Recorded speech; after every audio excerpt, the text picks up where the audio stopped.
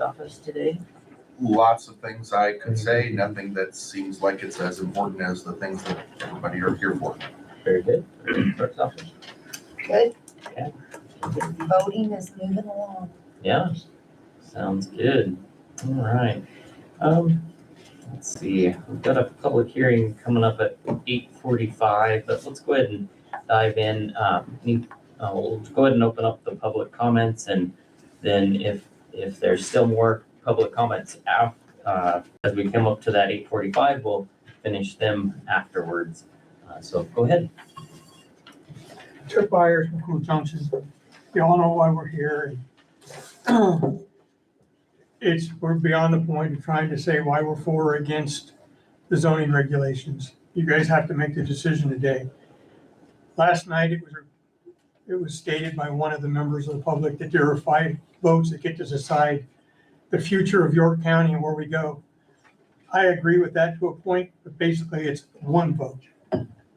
We already know, due to past history, that at least 1 member of the board has an agenda and is going to probably vote against the zoning regulations. Randy will probably vote against them because he doesn't like the large setbacks. We already know that. We know that Daniel and Andy will probably vote in favor of the zoning, which leaves it to Deb. Commissioner Robertson, I say to you, you need to listen to your constituents. Even though you're a Democrat and the majority of your constituents are conservatives and against the zoning, allowing industrial solar in, you need to listen to your constituents. You guys should be voting not based on your agendas, but based on what the public wants that you work for. You don't work for yourself. This isn't a small business. This isn't a college class. You're the commissioners representing the citizens of York County. It's time to stand up and say, okay, this is what the citizens of York County desire.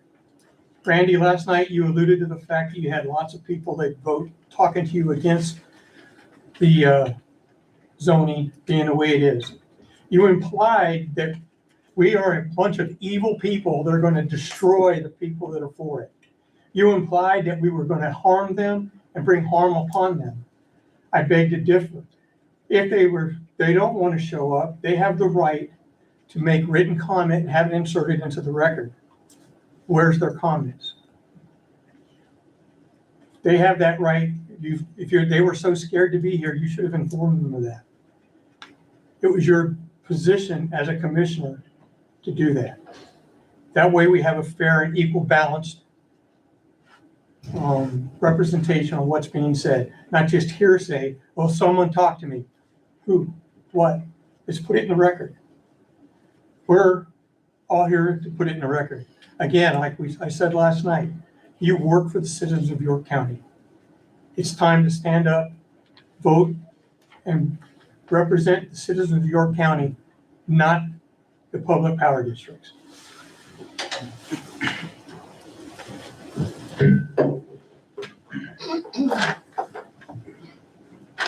Kirkland Dote, Hayes Township. 6 years ago, we moved the house to my wife's great-grandparents' old farmstead. We're a non-participating dwelling.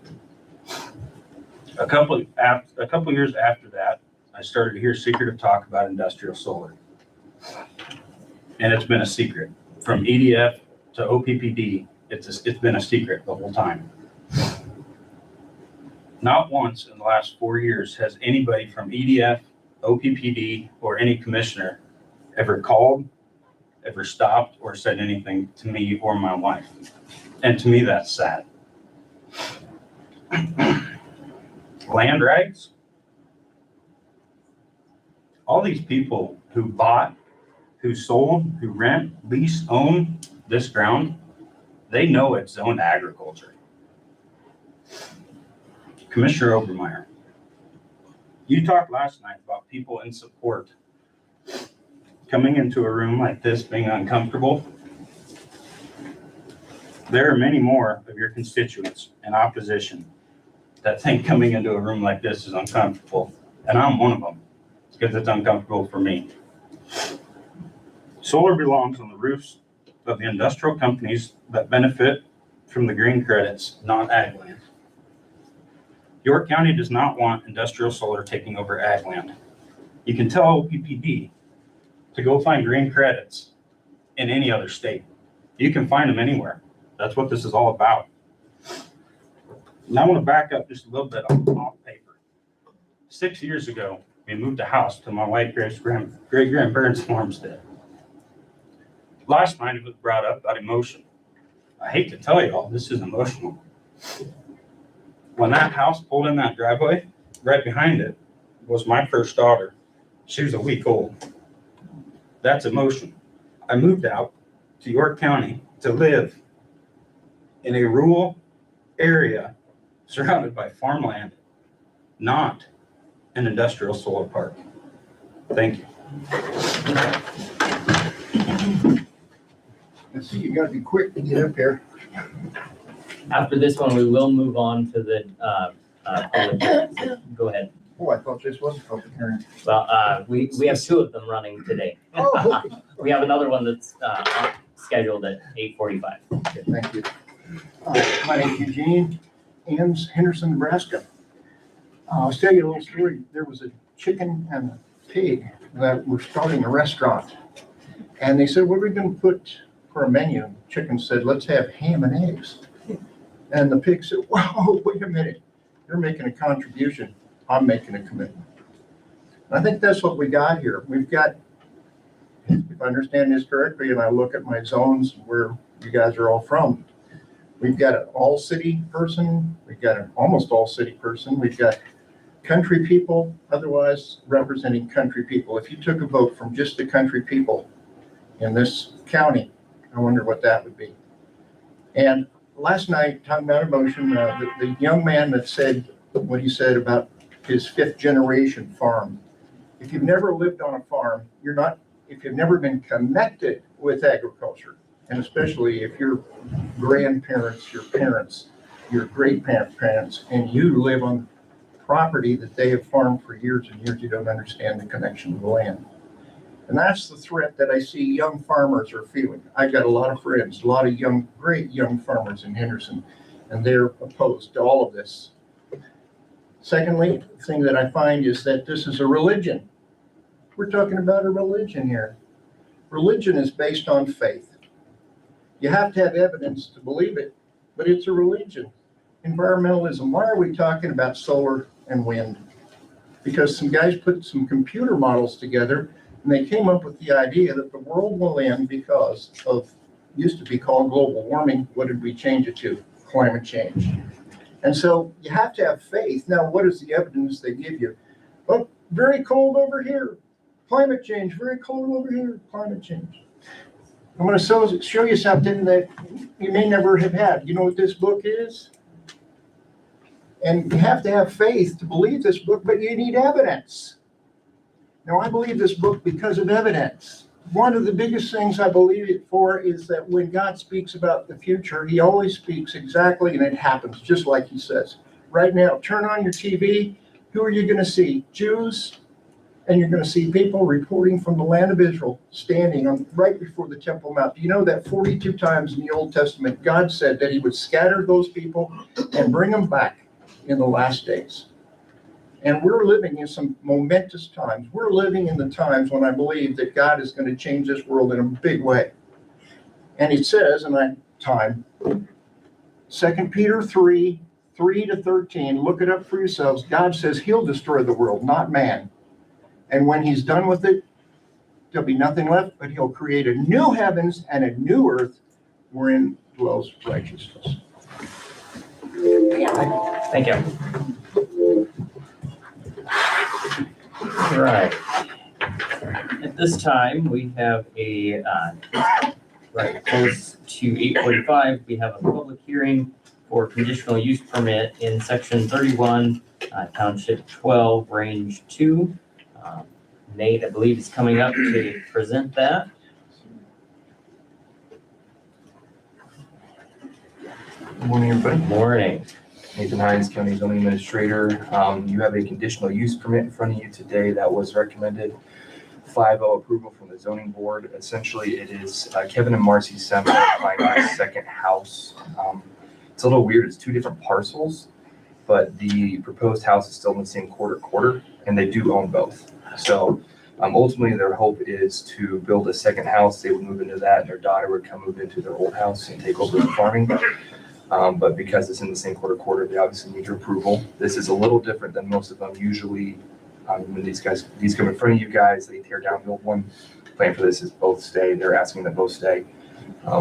Everything else fits. Zoning requirements all passed. Anything else on my end is passes all checks I need. It's just obviously 2 houses in the same quarter. I apologize I wasn't able to check if they're here. Obviously with the full house, but if they're here, I'm sure they're happy to answer any questions. But pretty much what I got, unless you have any questions for me. During the, during the public hearing and meeting of the zoning board, there were no conditions put on the conditional use permit. That is correct. They didn't recommend any conditions. The neighboring landowners all got their notices, and there's no real near neighbors other than there are mile away. Right. Yeah, not that I just have to notify any adjacent land if isn't really sat on, if it's just farm ground. Yep. And just for where it's sitting at, it's about 2 miles, 2-3 miles south of Benedict, about a mile in east off Highway 81, just for location. Sure. Okay. At this time, we'll open up the public hearing for anyone from the public that wishes to speak for or against or make comments regarding this conditional use permit. Your comment.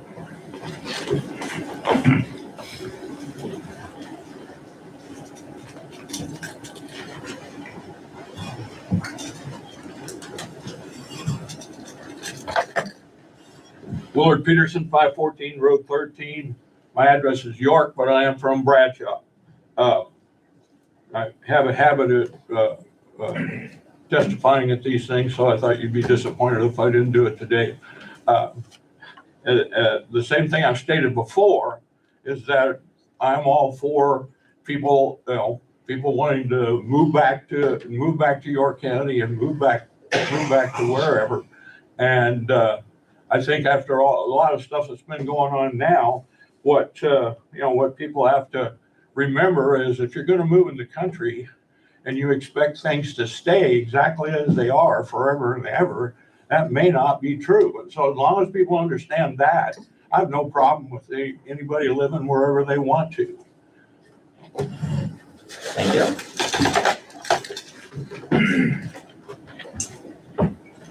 Anyone else from the public that would like to speak regarding the conditional use permit?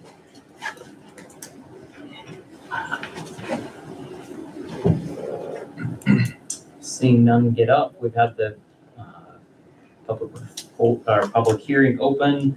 We've had one testify. I see no one else get up. We'll close that portion of the public hearing at 8:50. Is there anything, the Zemps are here, do they wish to speak? Make any comment for us?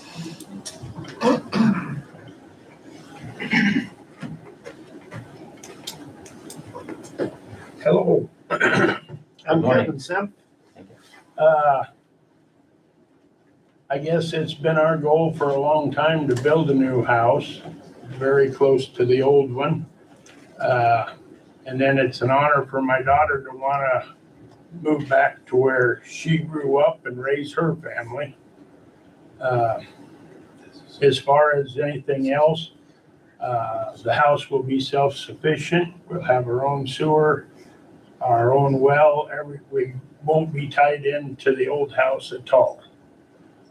So. Great. I think on one of, when we did one of these in the past, the condition that this board had put on was that it would be parceled off on its own, but I think you've already done that. The house that you currently live in is a different parcel than where you're going to build, so Yeah. that falls in line with what we've done in the past. Any questions for Kevin? Oops. Okay. Move to approve the conditional use permit as recommended by the zoning board. Second. Perfect. Any discussion amongst the board? Okay. Roll call, please. Bowman, Yes. Burgess. Yes. Robertson, Yes. Obermeyer. Yes. And Brooks. Yes. Okay. There you go. Thank you very much.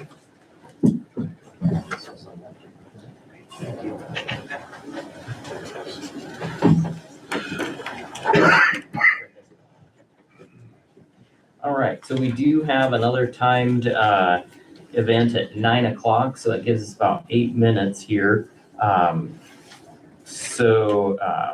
We'll go ahead and have a couple more from the public, and then we'll pause and restart it again. Morning, Commissioners. For year number 5, Randy, been at this a while. 4. All right, it seems like 5 dog years here. So, Ken Reel, representing our family business, my father's residence, 201 Road Elm, McCool Junction, Nebraska. And I've had plenty of time in the last 4 years to speak my piece. There's nothing that I have to say that hasn't been said here.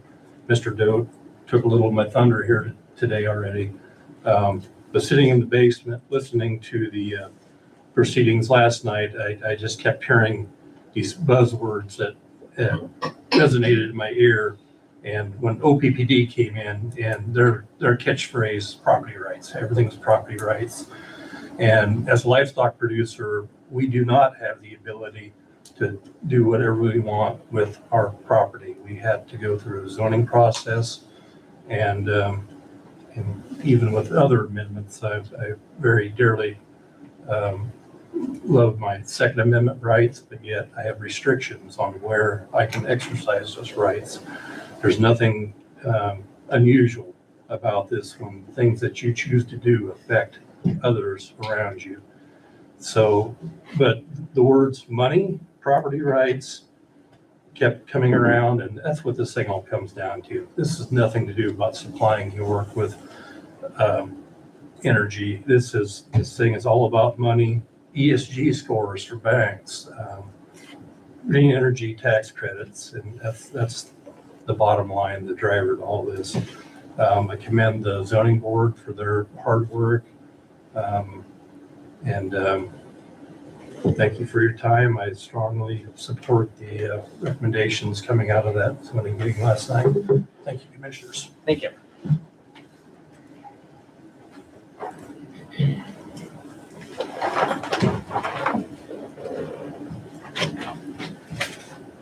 Others from the public that would like to speak today?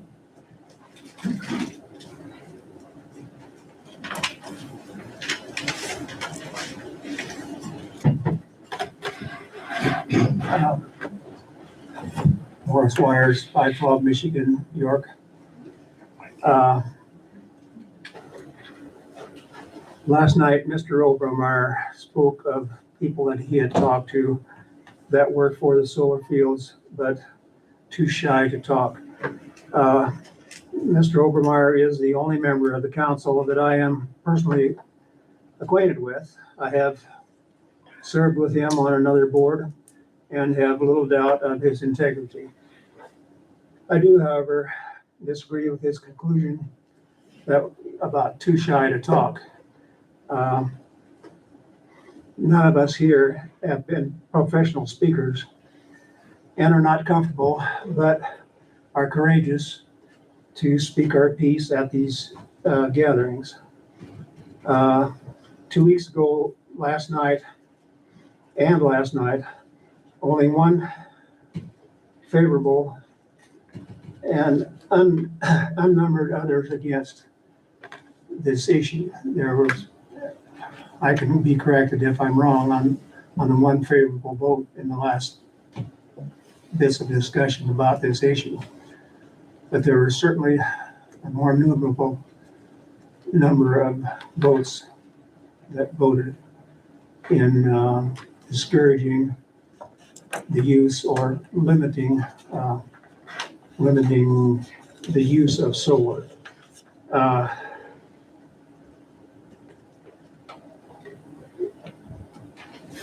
4 members are elected to this board, 1 appointed. When you campaign for reelection, will your campaign issues be that I voted for solar in this county? And how many votes do you expect to get on that issue? That you voted to modify, when you campaign for reelection, that you voted to modify what the appointed board discussed and recommended, and chosen something different from what they recommended for setbacks. I recommend that you approve the appointed board, their recommendations, without any additions or subtractions. Thank you. Thank you. All right, we're gonna pause the public comment here, and we'll get ready for our 9 o'clock. So today is gravel bid day, one day that everybody's so excited about, and we have a great audience to join us for gravel bids.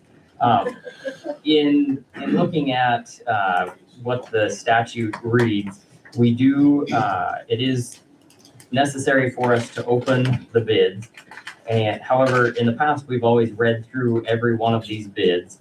And that isn't necessary to do so. So what we're gonna do today, I will announce who has given us a bid. And then our roads department and clerk's office has generously offered to go through them, compile the bids, and then they'll bring it back to us for us to act on.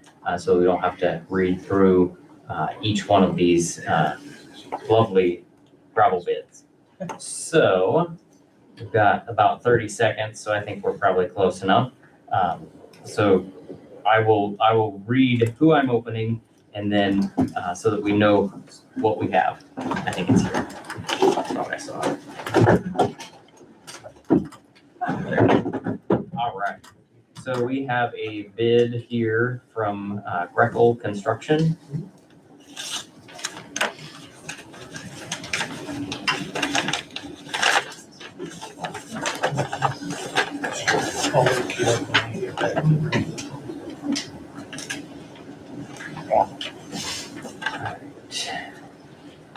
This one we have to open to see who it is.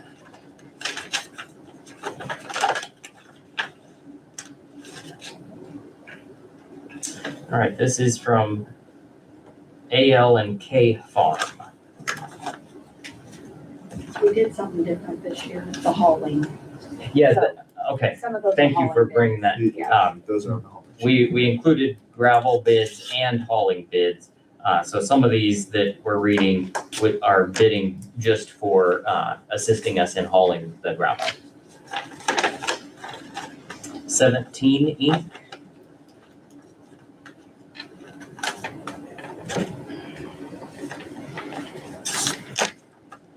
Overland Sand and Gravel.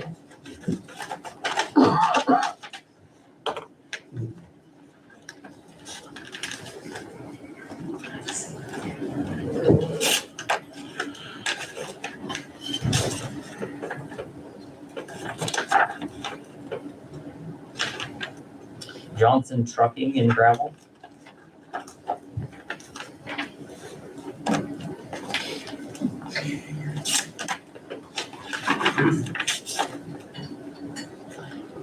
Johnson Sand and Gravel.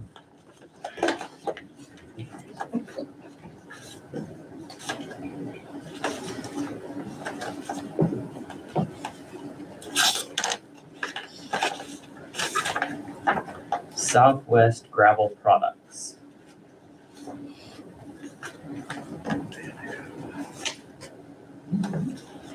Southwest Gravel Products bid both gravel and trucking.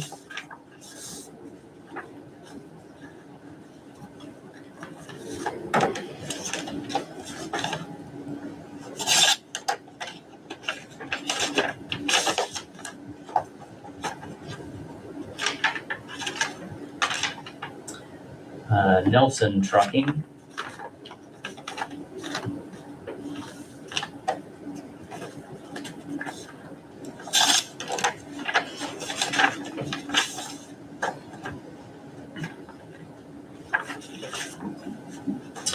Vote Trucking and Transport, and they bid both hauling and gravel.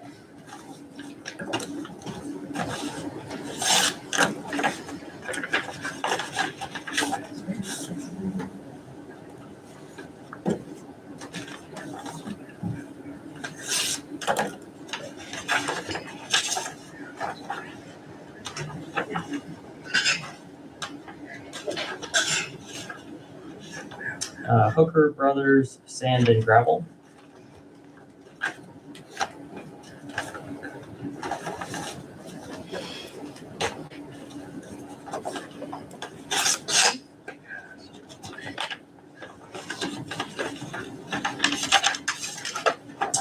All right, we have Buell Trucking for a gravel bid and Buell Trucking for a hauling bid.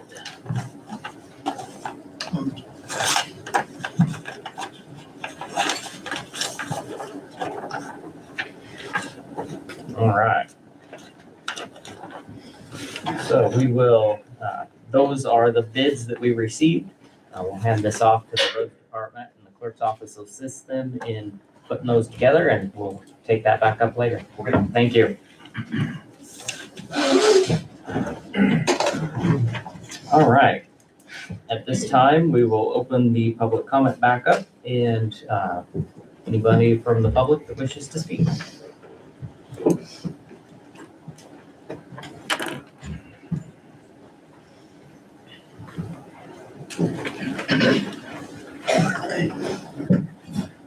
J.C. Todd, York, Nebraska.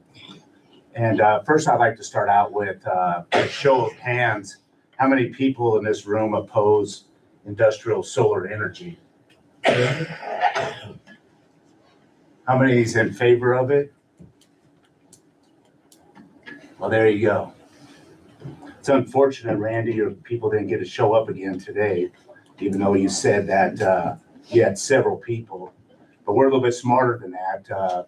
We don't take people for their verbiage. We want to see action.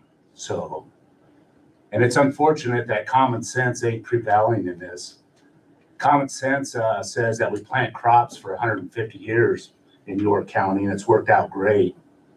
The unknown of the solar panels is the unknown. We don't know what is coming for our generations to come. So it's unfortunate that you guys aren't able to see that we're putting our livelihood and generations in 5 people's hands. It's a little scary. So I hope you guys make the right choices and right decisions. And that's it. Thank you. Thank you.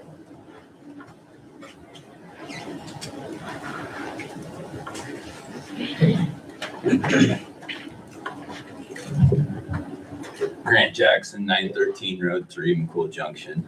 I think we've been here for a long time, going over the same issues. I do want to challenge you to find another place in York County that has as many young families as Hayes Township. Of those 24 to 30 acreages that would be impacted by this, I can think of 8 with young kids. Just off the top of my head, there's probably more than that, but that's who it's going to impact more than anybody is the kids, because they're going to be living through it growing up.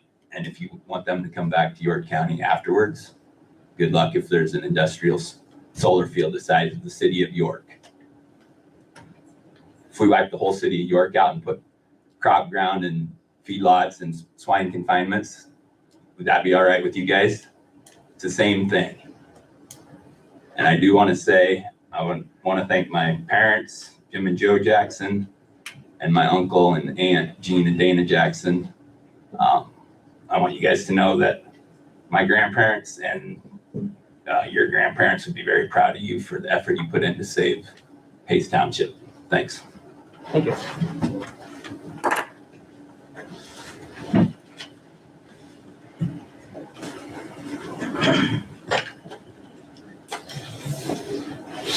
I'm Leo at 709 Road E, Henderson, Nebraska.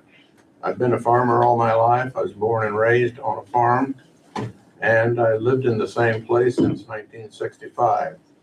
And I think we live in a really good place when we consider the water that we have under our ground. And I want to talk about water rights, but first of all, I want to read a paragraph from a letter that I got from Mike Hilgers, our Attorney General, and some of the lawsuits that he's taken on in the last couple of years. We defend American energy.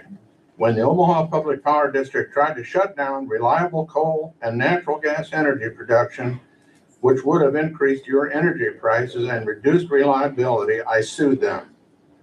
I went after large companies for their net zero coalitions that were trying to eliminate fossil fuels, including some of the largest asset managers of the world. Low-cost, reliable energy isn't just an economic issue. It's a matter of survival for Nebraska families. So they want to shut down what's reliable and build stupid solar field city out here in York County. It's ridiculous. Now, as far as water rights, have any of you read a complete contract that these solar companies have handed out to the farmers or landowners? I read a part of one. It can be found on the internet, and it was handwritten, date signed March 29, 2021. And one of the first things that in the first paragraph was about storage facilities. Now that isn't, we were told there were going to be no batteries. That storage facility did not talk about a garden shed or a machine shed. Those are batteries, huge. A little ways down, it talks about they have the right to drill one or more wells on this property. What are they drilling wells for? I don't trust any of these companies. I think they lie and they'll cheat and they'll say whatever that sounds good. But when it comes down to our water, you can't tell me that these companies aren't after our water as well as our land. And what would York County be without irrigation? That's where we're at. And so I don't want a single drop of this water used for cooling batteries or data centers somewhere around Lincoln or Omaha. And I think we ought to put a kibosh and a total ban on solar cities in York County. Thank you. Thank you.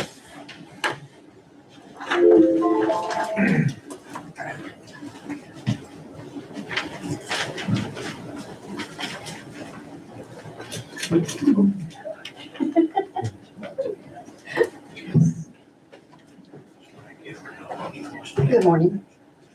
Julie Wellman, 702 Road T, Waco. And, well, any good courtroom drama, TV drama, will tell you hearsay is not permissible in court.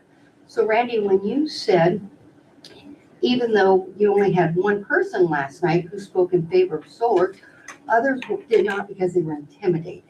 Well, talk is cheap, and if we want to go on hearsay and rumors, this is what I've heard. York County is overspent and is buying and necessary and in a bind financially. So when OPPD dangled the golden carrot in front of your nose, you took it. But let's talk facts. You know, nobody likes to get up here and speak, but if it's important, you do it, even if it makes you feel uncomfortable. And the facts speak for themselves, not assumption, not hearsay. The facts are the heat from the solar will destroy the land and the livestock around it. The solar panels will be destroyed by hail and glass will blow all over the county. The land will be worthless after it is destroyed. It cannot be cleaned. It cannot be farmed again. And our water is at risk. The most important,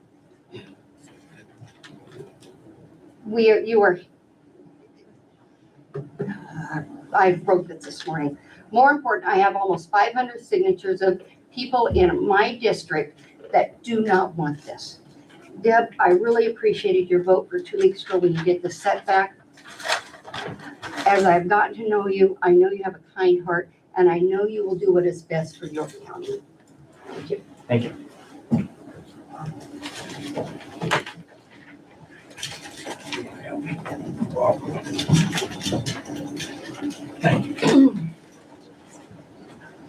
wish.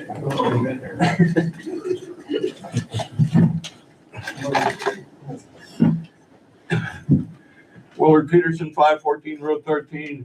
My address is York. I'm from Bradshaw. A couple of things hit me right away this morning, and the first one is when we did the Pledge of Allegiance. And everybody thinks about the Pledge of Allegiance, but the very last several words, liberty and justice. And I don't know if you notice, when I say the word all, I say it pretty loud. And what it seems to me like we've been hearing over the last 4 years are some people, they don't think they're doing that, and maybe they're not trying to do that, but it's liberty and justice for all people that maybe agree with us, or that I like their ideas, or I like this, or I like that. My definition of all is even for people that have a difference of opinion, and that's what this country is based on. The other thing that hit me is they keep saying that this country or this area and so forth has been farmland for 150 years or whatever. What I think back a lot to, and they say that it hasn't changed. It has changed. The American Indian tribes that lived on this ground way before this had no choice. They were driven off this land by some of our ancestors, and they would beg to differ with you that this ground now is being used for a good purpose. 200 years from now, what will York County look like? Nobody knows, but I guarantee you it will not look like it does today. Change is change is change, and you can argue all day about what change is good and what change is not good. The other thing with some other things that I was thinking about is the fact that, you guys' job is not to decide who likes solar or what, or who doesn't like solar.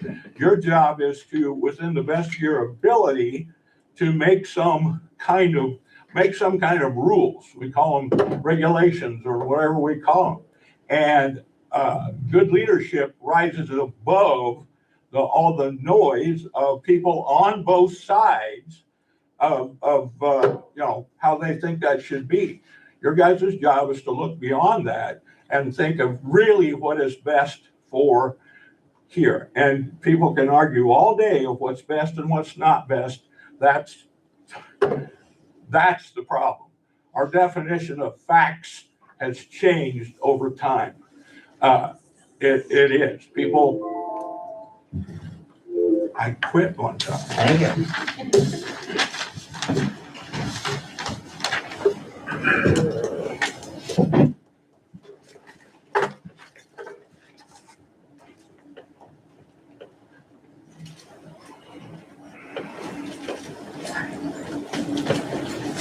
Good morning. Morning. I'm Amy Colvin. I was not going to speak this morning, but Willard, I think facts have not changed. Our values and morals have changed. What built this county, my great-grandparents, Ernest Hirschfeld, my granddad, JD, I'm going to get emotional. That's why I did not speak. The people that built and made York County what it is today, things have not changed. Farming practices have changed. Farmers, my cousin Chad, my dad, my uncles, they have become more efficient. My granddad was one of the first ones to put a well down. He was on the Water Conservation Board. You knew Granddad. They worked hard to preserve our farm ground and protect it and the water under it. And I think that morals and values have changed, but the core family farm values have not changed. And if we don't step up and protect it and fight for our family farms, then we are going to lose it. to big tech companies. And solar is not a farm, because I cannot walk through a solar field with my cousins roasting beans and throw dirt clods at one another and jump in the pond when we were done. I cannot move cattle with my family over the holidays on New Year's Day, miles and miles through cornfields, through our neighbors' cornfields, blocking Judy Shuck's driveway so the cows don't get in her yard. That is not going to happen if solar takes over our county. So I just am asking from the heart, and when Willard says, you can't be emotional, oh yes we can, because it is our family legacy. My son is a 5th generation farmer and his cousin Creighton. And they want their children. We want to leave a legacy. And my great-grandpa and granddad and my dad and uncles did not work this hard to save our family farm for it to be taken over by a solar industry. Thank you. Thank you.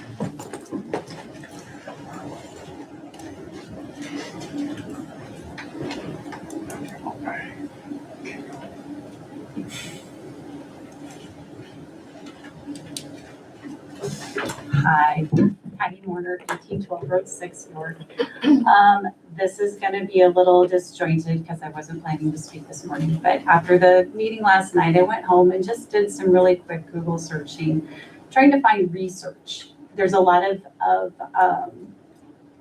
personal, which is very valuable, but sometimes the research is important too. So a few things I guess maybe we should all consider as far as factual things in addition to the personal testimony. One thing that is noted worldwide is the value of agricultural land. And so we see, if you just do a quick Google search, that there's actually 261 counties in the United States that as of early 2026 have established bans, moratoriums, or significant impediments for utility scale solar farms. This number is rapidly growing and is especially specific to agricultural lands. These are in states such as Oregon, which strictly limits utility scale solar on class 1 and 2 soils, which I believe most of York County is class 1 and 2 soils. Virginia requires solar developers to protect 1 acre of land via conservation easement for every 1 acre of prime farmland they develop. And there are several other states that are joining because, again, they're recognizing the valuable resource that agricultural land is. In addition to that, there are other countries, entire countries, that are looking into and enforcing bans on industrial solar farms, especially on agricultural land. Italy in 2024, the government banned ground-mounted solar photovoltaic installations on agricultural land. Japan, Spain, United Kingdom, and even China have joined in. So other countries are recognizing the immensely valuable resource that we have here in York County. So I would ask you to consider that. This is something rare that we have here. Other considerations, on a slightly different note, questions I have are, in the case of a storm, who is responsible for cleaning the glass and debris from the solar farms that go on to adjoining farms or farther, so if a non-participating neighbor has glass on their farm and contamination, will the solar farm be responsible for that? 2, what happens with the storage of spent and recycled panels? Is that stored in the county? Because that leaches into the soil, especially if they are broken. So do we have that in the regulations? 3rd, monitoring of soil contamination under the solar farms. Environmental research conducted on soil samples collected beneath photovoltaic modules has confirmed elevated levels of selenium, lithium, nickel, and barium in areas near photovoltaic. Anyway, so please consider regulations to monitor that so we can catch the contamination. Thank you.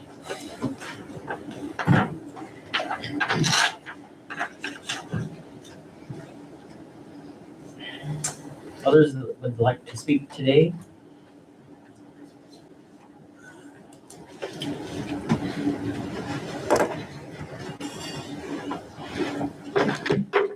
Good morning. So Dustin Marvel on behalf of OPPD and K Junction Solar. First off, I guess a couple key points I'd like to point out. Over the past 2.5, roughly 3 years that we've been involved in this project, I would estimate that there's probably somewhere between 10 to 15 letters of support from business landowners and other community leaders on the record. That has not changed. The claim that there are no voices or names to these support folks is truly false. They have provided it, they've made phone calls, and if you choose to disclose them, you're happy, or it's perfectly able to. Secondly, the resolution before you today, I remind you, is about countywide zoning regulations. This is not a CUP. This is not about a specific project such as ours. So perspective is always very important. I know we hear a lot of allegations, a lot of misinformation, and a lot of half-truths as this has progressed. I am always happy to answer questions that you have sitting right here. Any allegations about OPPD, solar, or other things. So happy to address that.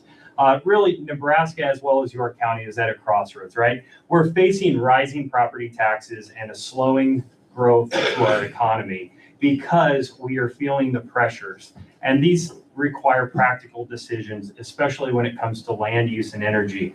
Unfortunately, progress, development, and growth in our state have become politicized because there are very, very diverse views about what type of energy generation we should be doing.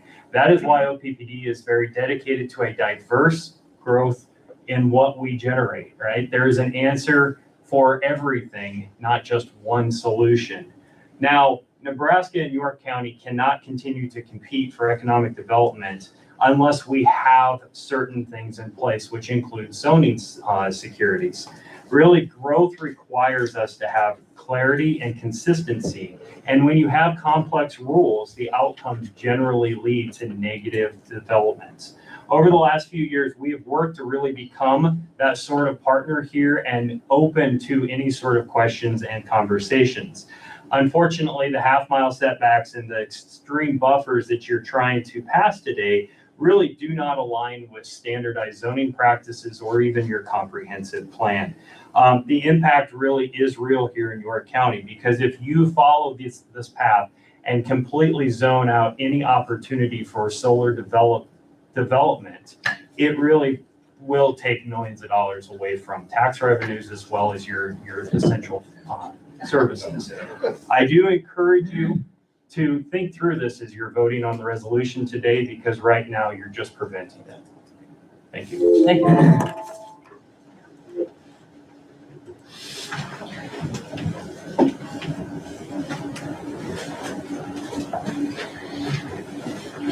Dwayne Groves, 218 Rodell, York. I guess you just heard testimony that there's 10 to 15 people for it. So I guess you could just count and you know how your constituents feel. And I guess that's the point I'd like to make to you today. You're representing us. Please remember, we are trying to protect our farms. I couldn't agree with Amy more. My great grandpa dug the second well in York County by hand. Daniel's great grandpa. And the land means a lot to us. We care for it. We farm it like it's supposed to produce. And I want you to think about the zoning board that you appointed. 5 men. And I want you to think about their years of experience in this county. Five of them, and you add up their years of experience. You appointed them. Don't limit them. They explain to you what should happen. There should be no question of approving them. Just like the last hearing you had here, there was no question. You accepted what they did. And it should be the same way now. You're a young board. Remember, they have a lot of wisdom. Follow their advice.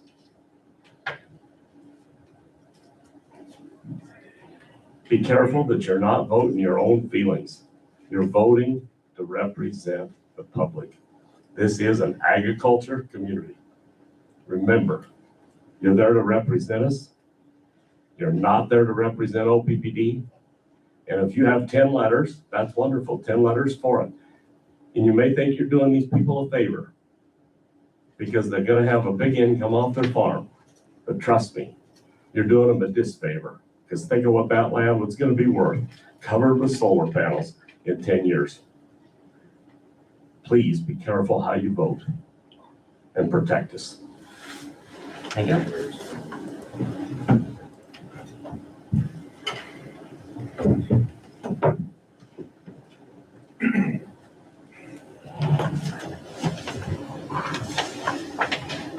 Morning, Connie Hall, 104 Road K.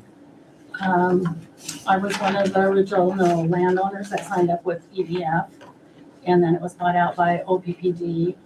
And you talk about somebody not being able to get up and talk in front of people because of intimidation. If I would have known then what I know now, I wouldn't have signed up. But I have stepped up and said that I am not for this solar. And those people that didn't want to come talk today is very few compared to the ones that have stood up against the solar. EDF and OPPD have gone about this whole solar thing the wrong way. They had all this in place before they even had zoning or anything for the county. So I feel we need to stand up for our county and for our agriculture. A lot of emotion is put into this. If we didn't have emotion, we wouldn't have the family farms. We wouldn't care so much about keeping what we have. So yes, a lot of it is emotion, and I hope that you guys will vote for what the people want. Thank you. Thank you.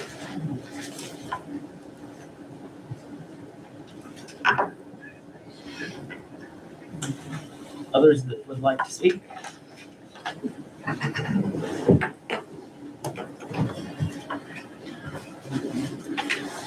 My name is Kimber here. I live at 913 Road 17. Comments have been made that the people that are for the solar project are afraid to walk into a hostile room. I do not agree with that. They have OPPD here every meeting fighting for them. Who do the rest of these people have? They have themselves, they have their neighbors, they have the people against it. No, they're not afraid to walk into this room. Their mouthpiece is right there. They've signed the leases, they're getting their money. Why do they have to say a word? My other point is, there's people on the commissioner board that live in the residence of York.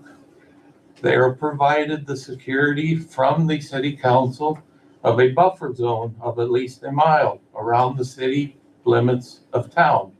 Nothing can be done. You guys, you 5 people in effect, are the county's council. The city council takes their residences into mind. You guys need to take the rural residences into mind. Protect them. Give everyone a mile buffer around their non-participating property, just like the residents of York get, just like the residents of Bradshaw get. Look out for them. They're doing their best to present what they want. The city is protecting the residents of the city. The county commissioners protect the residents of the county. Thank you.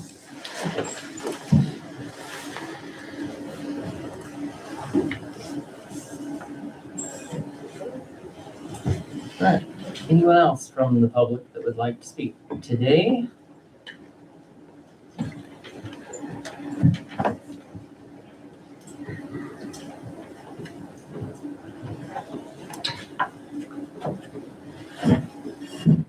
Gene Dex, Hayes Township. At the meeting last night, I think it was quite evident that the zoning board unanimously voted or would suggest that the setbacks for churches and schools be extended. You have in place good setbacks for the individuals. Now let's protect where they gather. Churches and schools are very, very important. Thank you. Thank you.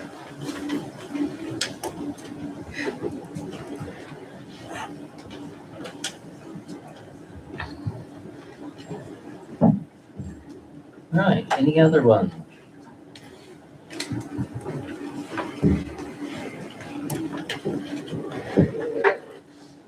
Diane Johnson Henderson. I want to commend Deb Robertson for voting on the setbacks 2 weeks ago. I appreciate her standing up for the rural parts of York County. I also want to say to Randy that you said many. Many is subjective. Is it 2? Is it 20? Is it 200? And I agree with Mr. Byers that if they really want their voices heard, it should be a public record. So otherwise they don't matter.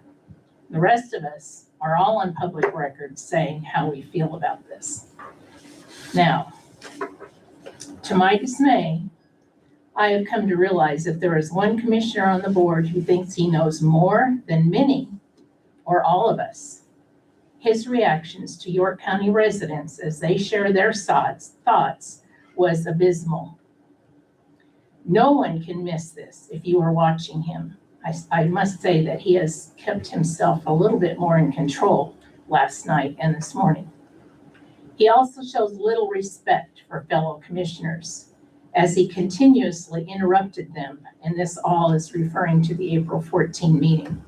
You as commissioners should step up and put this person in control. Do they no longer teach respect in your home or in high school or college? It doesn't look so. In a previous meeting, this commissioner also stated, and I'm paraphrasing, that it was a time to finish the solar conversation as it has gone on too long. Again, that shows a lack of respect for York County residents. 2 commissioners have passed away, and the process to select a commissioner to fill that seat requires following the law.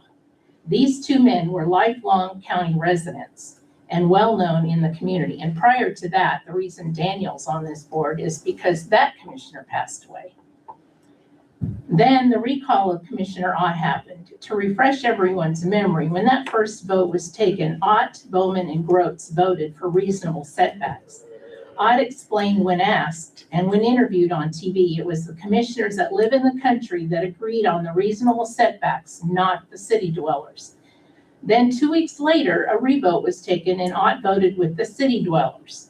I have not spoken with Ott, but I have heard it said that there must have been some arm twisting, threats, money, or who knows what to make him change his vote, resulting in the recall. This shows the lack of respect for the system and how the system works from Commissioner Burgess, who was maybe a freshman in high school when this board contemplated a solar project. Possibly coming from Washington State, he also does not understand the family farm. He fails to realize he was voted in by his District 5, but he works for the whole county. Thank you.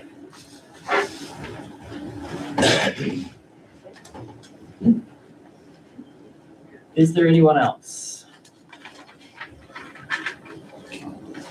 Seeing no one get up, we will close this portion of the meeting.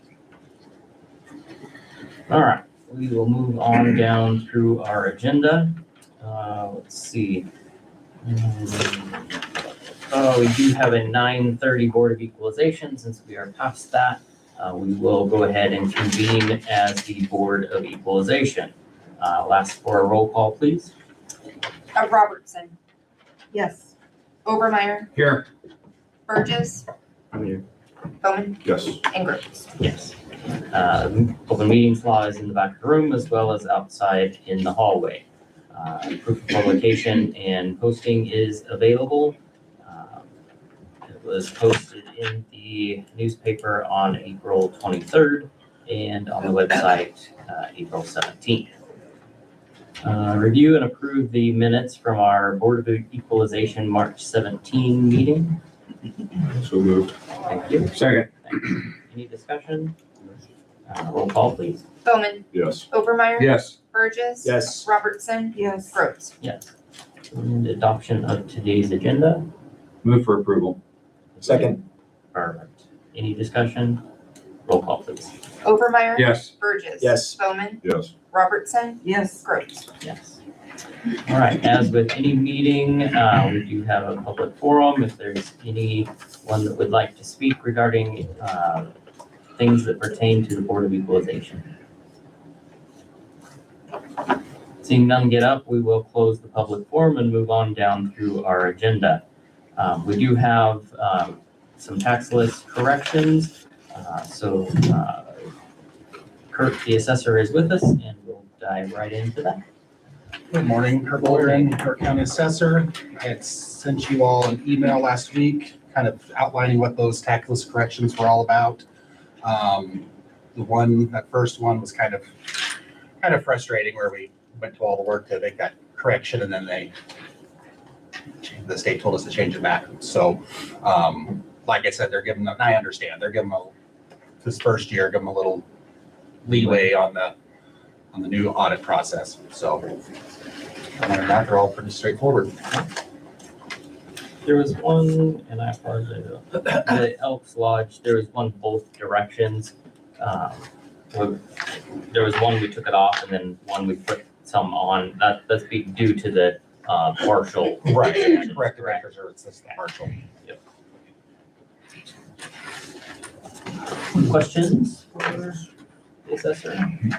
Look for action on these tax list corrections. Move to approve tax list corrections. Second. Perfect. Any discussion? Roll call, please. Bowman. Yes. Obermeyer. Yes. Burgess. Yes. Robertson. Yes. Gross. Yes. All right, the other agenda item on today's Board of Equalization is discuss and act on Turk claims. We do have some open claims with Turk, but at this time, I believe we've been working with Gary Olson on these. Gary is not here. I think it would be best to just ask for postponement on any discuss and act on these items until a later Board of Equalization meeting.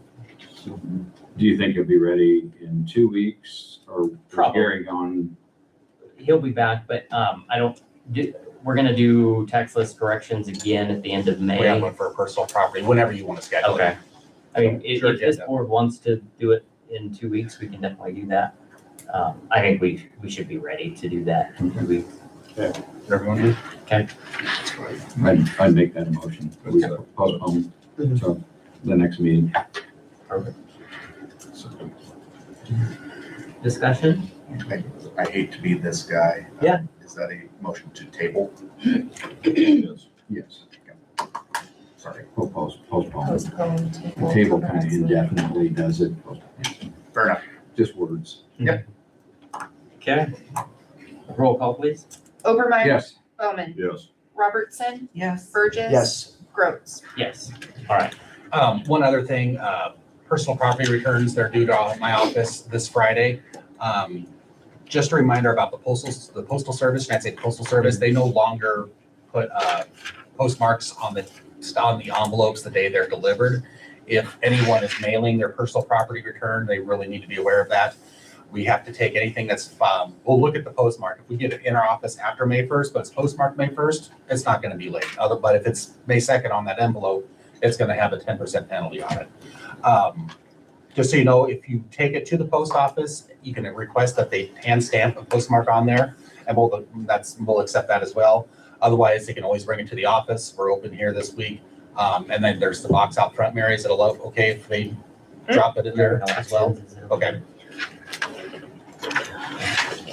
Just wanted to get that public service announcement. Thank you. All right. Okay. Anything else? That's all. Thank you. All right, we will adjourn as the Board of Equalization and come back as Board of Commissioners. Okay, I don't know that we need an executive session at this point anyway. There is no general assistance cases, so that takes us to review and approve payroll and vendor claims.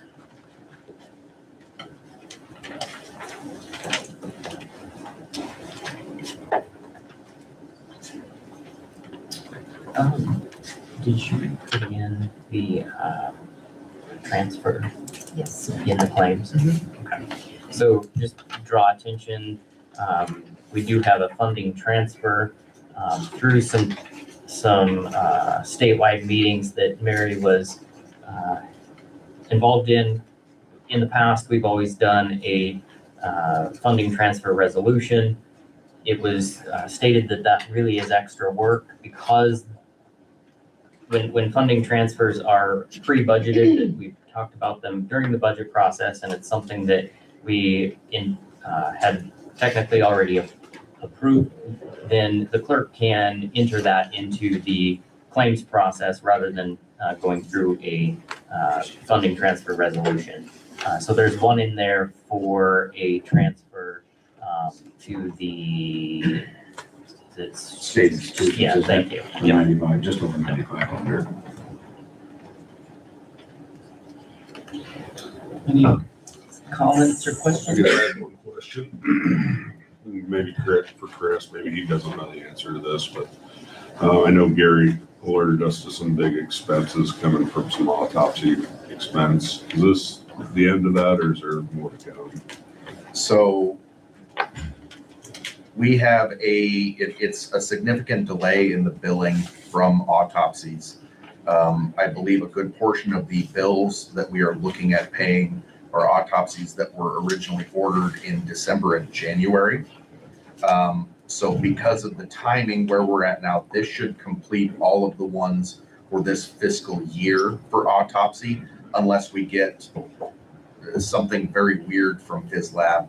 All of the future bills for autopsies, for any that are currently outstanding or for any that happen from here on out, we should receive the bill next fiscal year. Okay, thank you. Yep. And just so we're aware, PhysLab does not send those per autopsy that occurs. For whatever reason, they like to save them up and send a massive bill, and then save them up and send a massive bill. So it's not like we get these monthly.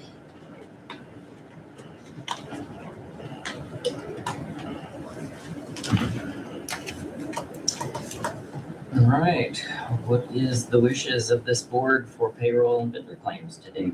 Move to approve payroll and vendor claims. Thank you. Second. Perfect. Any further discussion?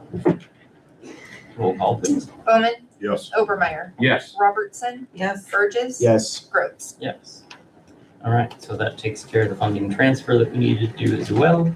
And so discuss and act on approving April journal entries. So this is something that through those meetings found that when the clerk needs to do journal entries, it really needs to come before us so that we're aware of what's going on. So we have one here. It's just this one that's highlighted, is that correct? So this was a, do you want to give a quick synopsis Yes, so I don't so bubble when it? we put claims in, we only have 40 lines to put claims in. Well, the credit card took up more than those 40 lines, so I had to combine invoices to the same coding to get all of those credit card charges in. And now we are just crediting the line item that I did code it under to the correct coding that the department had coded it at. Right, so we're moving from office supplies and into printing and publishing for the area on aging, correct? Yes, that is correct. In the amount of $37.84. So basically, just showing so that we have a true accounting of where the money was spent.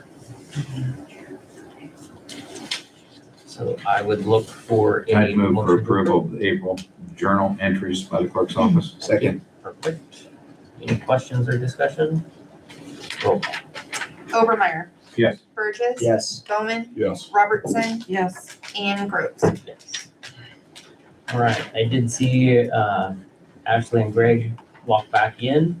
Got that all put together for us in quick order. Sure. We appreciate your work. So yeah, I don't like doing that like that, but, so there's some scribbles. And then I kept them all separate. If you guys have questions, there's a hauling company that has fuel surcharges on there that we didn't add. Okay. on the hauling. What was the fuel surcharge? That was on J&N Nelson Trucking. Yeah, it's broke down by dollar amount. Okay. So it looks like you add 10%,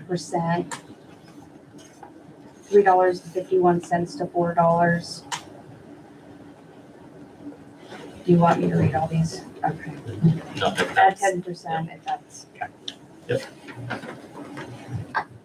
all right. Fairly consistent. There's always a few outliers in what they bid, but just briefly looking over this, it don't seem like anything was way out of whack.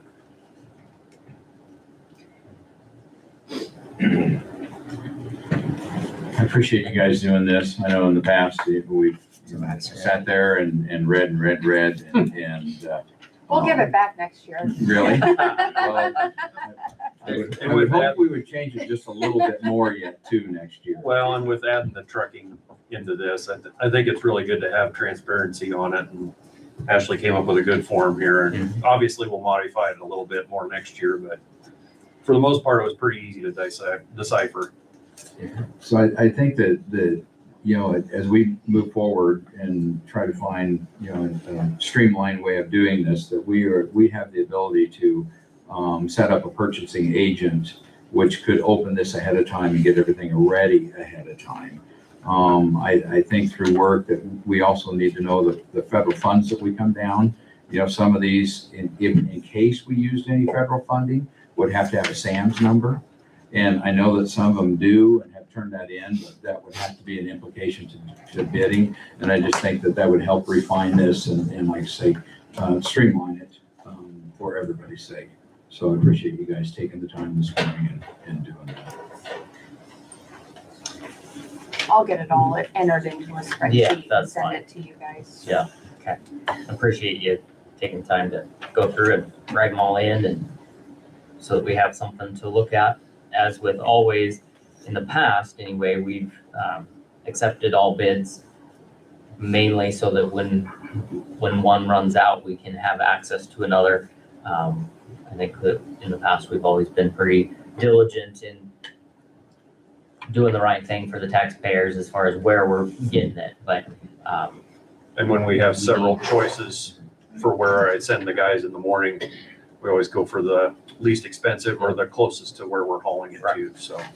I think it was, which one was this? Johnson Sand and Gravel, they're at $18.25 a ton.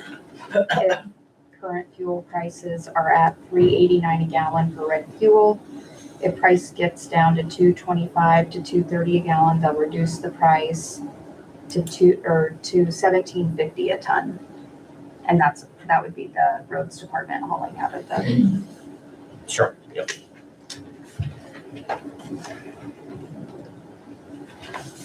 All right. Would we feel the same with the haul? I mean, as we've done in the past with that, everybody that turned in bids for hauling, would you guys feel the same to give the blanket coverage to allow all of them to haul for us too?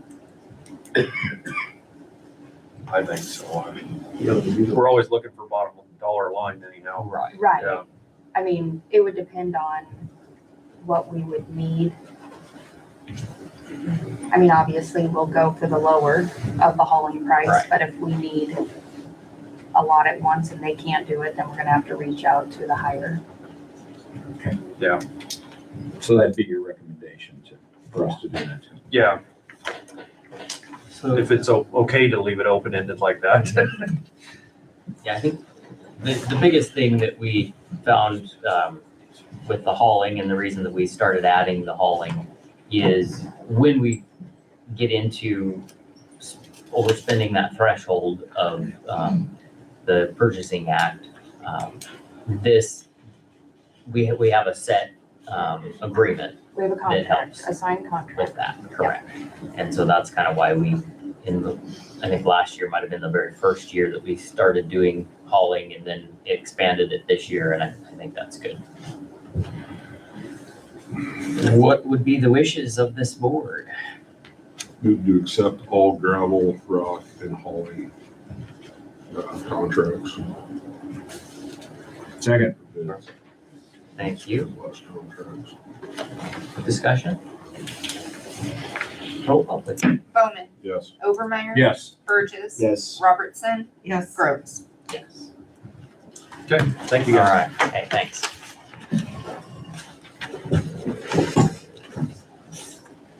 Okay, we will just cruise right down the rest of this agenda. Discuss and act on HVAC service bids. I think Brian's waiting out there.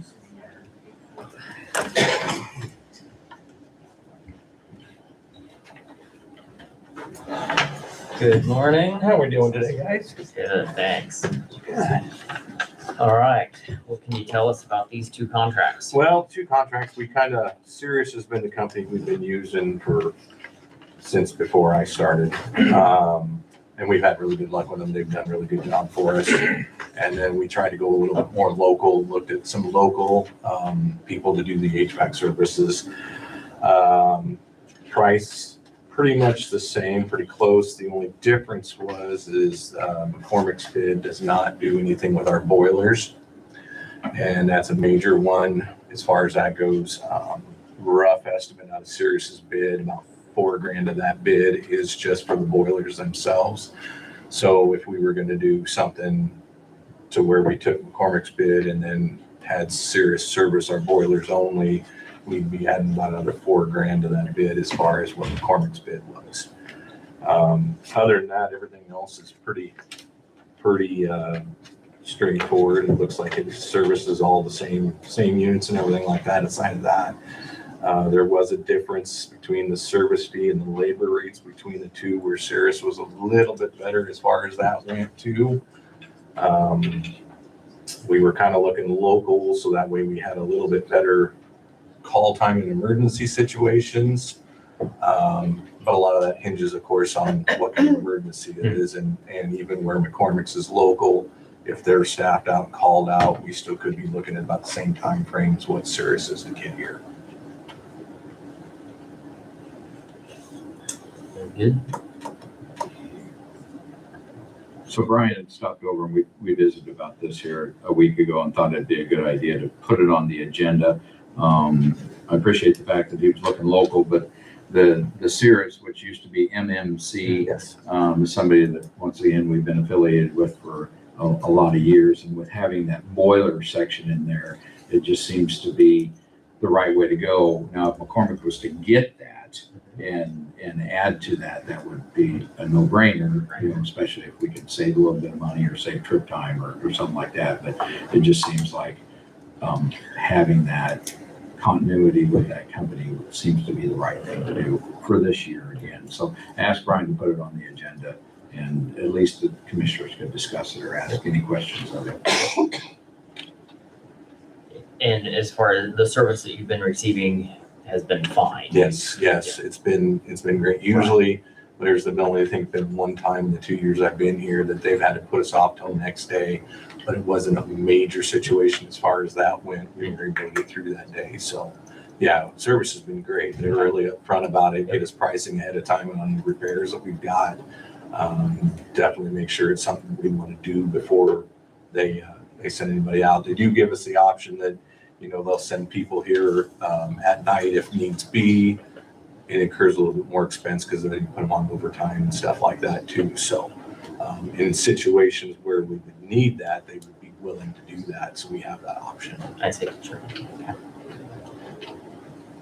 Very good. Yeah, like we've already heard, I think it was good to reach out, look local, get the bids. And my brain went the very same place when you said that the McCormick's didn't have a way to service the boiler. So that leads me to feel maybe continuity is better at this Keeping it all point. with one company is good. And Yes. hopefully maybe, we will in the future have a local company that could service the boiler. Yeah. Other thoughts from the board? Comments, questions? Well, I'd move for approval then that we accept the bid from Cirrus for this year. Okay, very good. Further discussion? Roll call, please. Obermeyer. Yes. Burgess. Yes. Bowman. Yes. Robertson. Yes. Thanks, guys.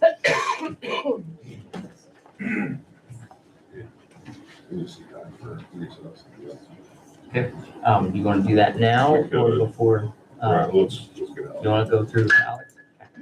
We'll take up the visitors.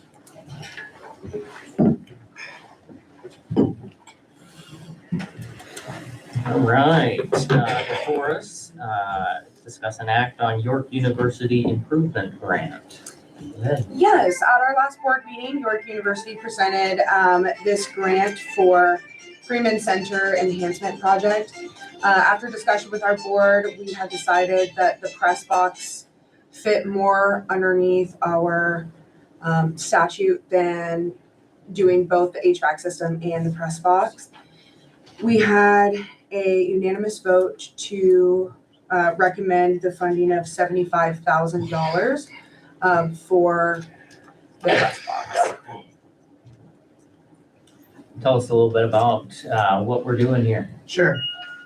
Jared Stark, 631 East 9th Street here in New York. Freeman Center is one of our most heavily trafficked buildings, especially for outsiders. I don't know how familiar everyone is with York University, but about 70% of our students come from out of state. So we draw a lot of visitors, parents, York County for different events. Freeman Center is probably the epicenter of hosting events. We host hundreds of events in there annually, not just for our own university needs, but also for outside events like CRC, homeschool events, and different things that people want to use the building for.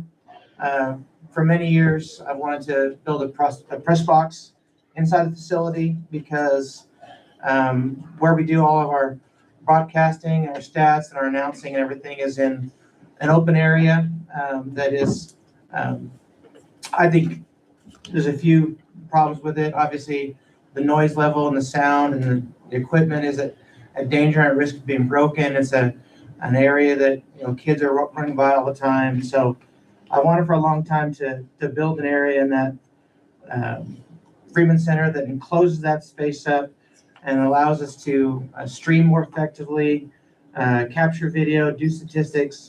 The demands on technology for streaming games and showing games, recording games from national and conference level organizations are getting higher and higher every year. And so this enclosed space improves it. It makes the venue much, much more attractive and usable for not only our own facilities, but our outside groups that want to come in and use the building. They see the work we've done in there over the last 10 or 15 years, and we've improved the building so much. But this is one thing it severely lacks when groups come in. They want to be able to know that they can video and do stats and announce and all that and are in a really nice place rather than just out in the open. So that's what we'd like to build. Very good. I do sit on that, obviously that committee, and it was unanimous to support this part of the project. I did have some hesitation. I have not had an opportunity to talk to Jared, even though we've seen each other out the soccer fields over the last couple of weeks, but we haven't had an opportunity to visit. I did show some hesitation of using promotional money to do an air conditioning system. I think the college is a wonderful, and I've said this before, a wonderful asset to the community, and what takes place in that building is good. The press box, I felt fit. I do have some reservations about the other part, so I believe that the board was going to take that up again. And I told the board, I wanted to tell to this board too that coming forward will probably just take a little bit more explanation or thought process to do that part of the process too. So, but this was unanimous by all of us. And my understanding is it's just the press box that's on the table today to be discussed. Yeah. Okay. Comments? So I think that you've heard me say it before, and so my thoughts haven't changed, I guess. I do have, I think that the Freeman Center is great, and I think that having York University in York is wonderful. I do have hesitation in using taxpayer money for a non-tax-paying entity. And so that's where that's where my brain goes when these come in front of us. I do think that some help is fine. We've helped in other areas with the college before. I think that the press box, if I'm looking at the cost here, the estimated cost of the press box, $78,700. So I think that some help is great. I think this was approved at 75,000. Because we're talking about the press box one right now, I'm a little hesitant at the full 75, just in the funding the whole press box. So, you know, I probably would be more inclined to support it if we're closer to that half or a little over, you know, of the overall press box project in that 50,000 range. But that's my thoughts. I guess I would echo your thoughts, Daniel, about exactly. I'm not going to re-say everything you just said, but yeah, my head immediately goes to a cost share as opposed to a full funding of the project.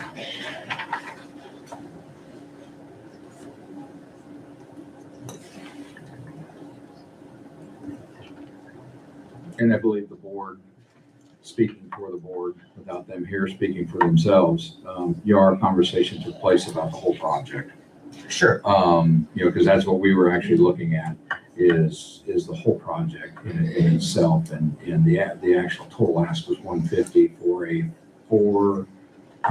Yeah, $400,000, yeah. You know, Yeah. similar project like that. So that's the motion that came forward, is to do that part. Very good. So it's still, you know, it's obviously, it's very similar to our zoning board. It's a recommendation from a board that doesn't have the authority to spend the money. Sure. On the improvement side. Yep. Has the authority to spend the money on the promotional side, but not on the improvement side. So it just is up to this board. So what is the total cost of the project? I anticipate the cost of the construction project will go up a little bit for the press box. The quote's a few months old, so, but probably not significantly. Once we get into adding the air conditioning unit to the project, it's gonna be over $400,000. And so once we get into that side of it, you're looking at less than a sixth of the total cost of doing everything. So we'll have to fundraise all the rest of that money.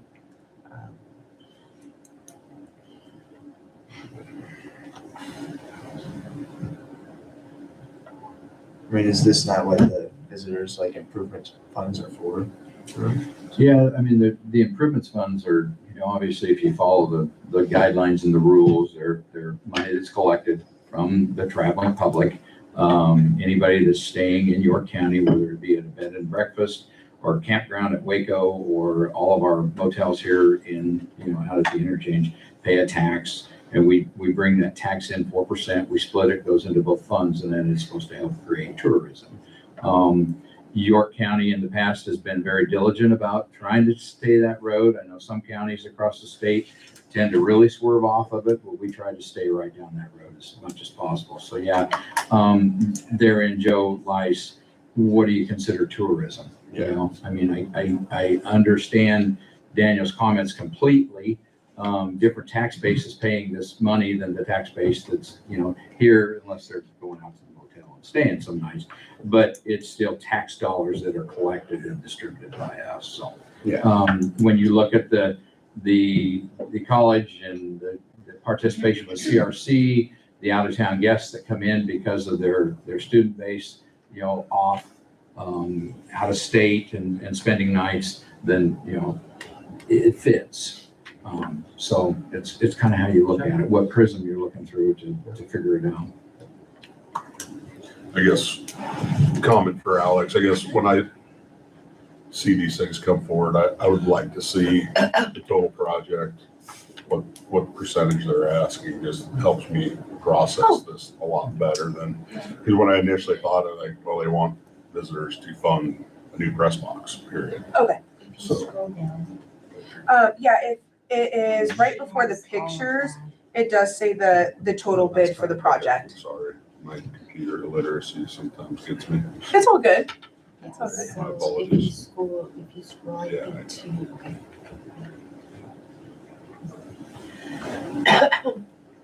Yeah, but I can add a clarification sheet at the beginning that kind of just breaks down what that's about. Sure.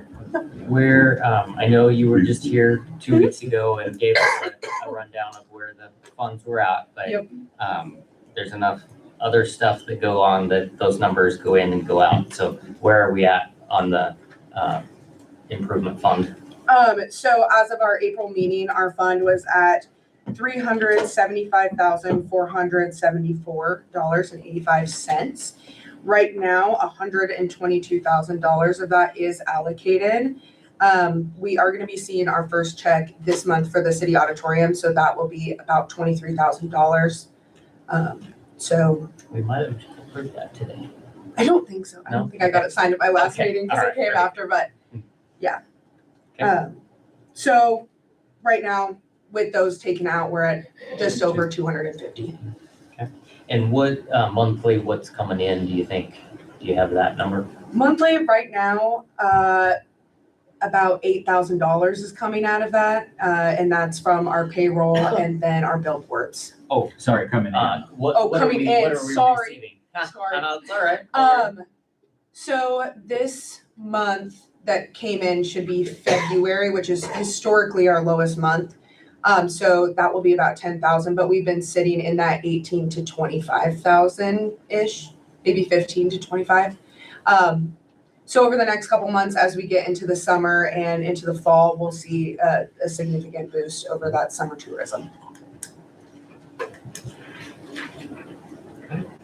We are pretty much on budget, what we felt like was budget, and we're, we collect 2 months, but it's so hard to gauge it because some apparently don't pay like every month. Yeah. And, some of the, as far as we know, some of the bed and breakfasts maybe only do it once a year or something. I mean, we're just not sure.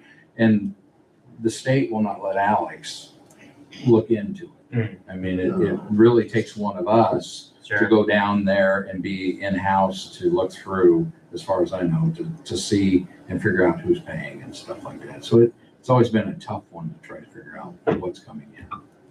And with our new Placer AI data, we're able to kind of gauge a little bit better about what we should be able to expect. So in the next couple months, as we get a little more familiar with that, we will be able to at least have a better prediction of what our lodging tax should be.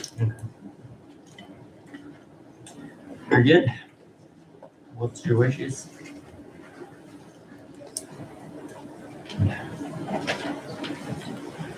I'll make the motion, just to get the ball rolling here, that we take the advice of the Visitors Bureau and we allocate $75,000 for this press box. I'll second. Any further discussion? I guess from my seat, I could see funding the press box, the HVAC system. My assumption is that's for the whole facility, not just $400 for the press box area. Right. Yeah, so if you get into the HVAC discussion, I didn't share any comments on that. We have a trade room, offices, different areas of the building that do have air conditioning, but the large majority of the space, the open area where the competition and the spectators sit and everyone's watching the game, there is no air conditioning in there. And in the months of June through October, it's nearly unbearable to sit there and watch a game. Even for me, it was my job for 10 years. And now just going as a fan, I work at the university, but I'm no longer the athletic director.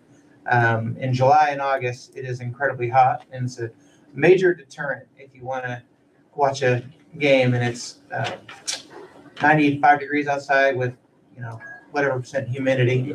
And so when you get into that part of the project.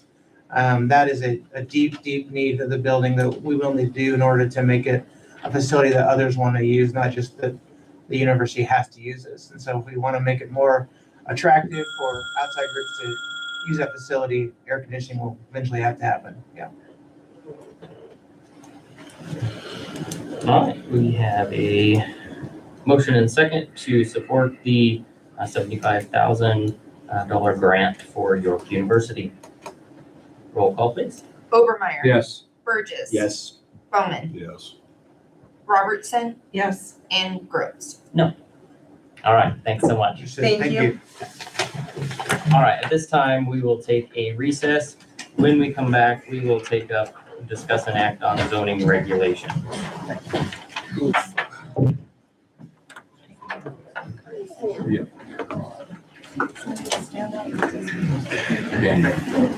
got a hot foot over and get my cord. Mine is charged. I ran out of goats. You got spare cord? Yeah. Gotcha. Okay.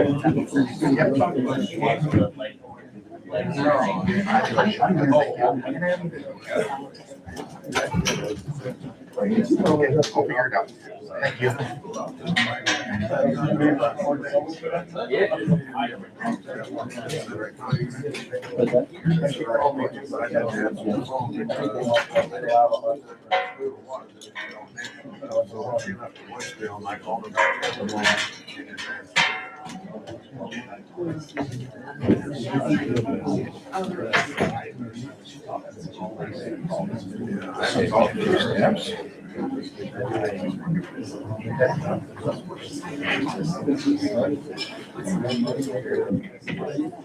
So I was gonna reach over and steal yours. I mean, I know that. Well, yeah. Or did you just plug it in today? Yeah. I figured I had enough. I left it in my bag overnight, so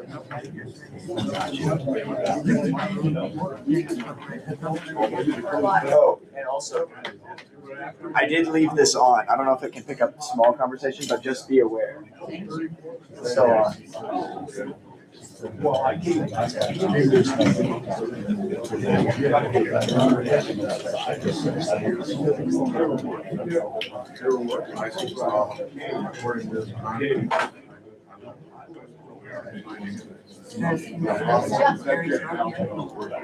the only one that got this.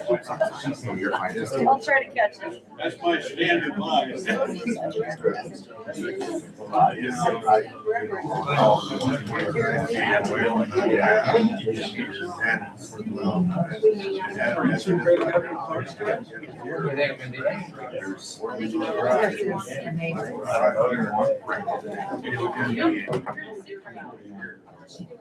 You want to go?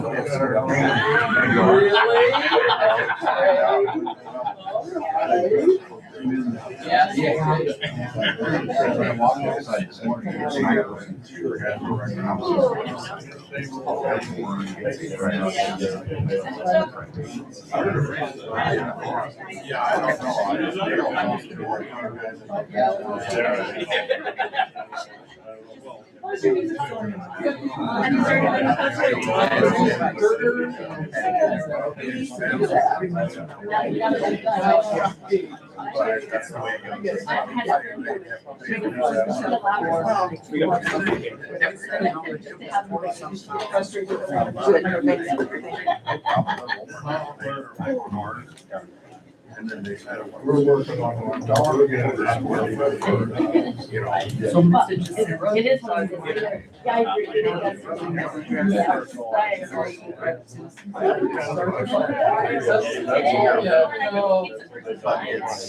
But then I'll think about it. The person sending was pregnant. The person being. But it was such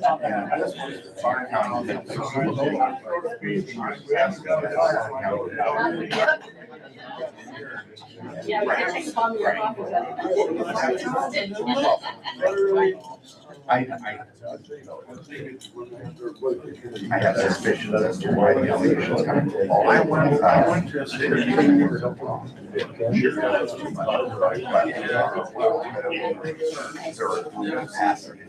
to do it back in, I don't like your, back home, they used to do it. And everybody would bring, I think hit a maximum of how much you brought in, and they put them out, and then everybody would come to use it. But they also made it really, like, one person, one time, they can class one puzzle that didn't have a piece. And so that was brought up. They ended up finding it, they found it in another puzzle box, so they're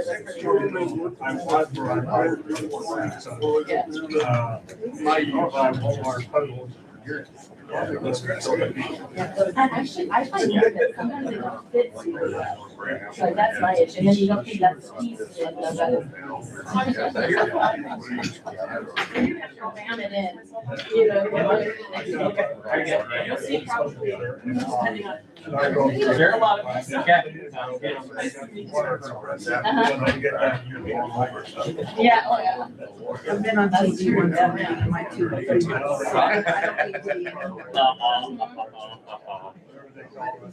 Good reminder that lips can be. I promise not to be too much loud.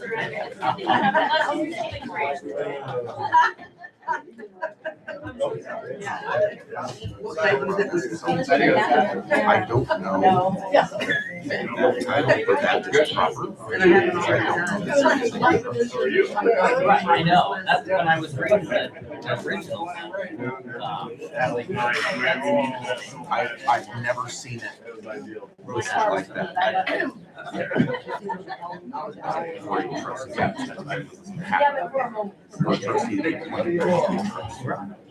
And I think the regulations are better. I don't think we can act on this. Gary obviously will know more than I know. I don't think we can act on this.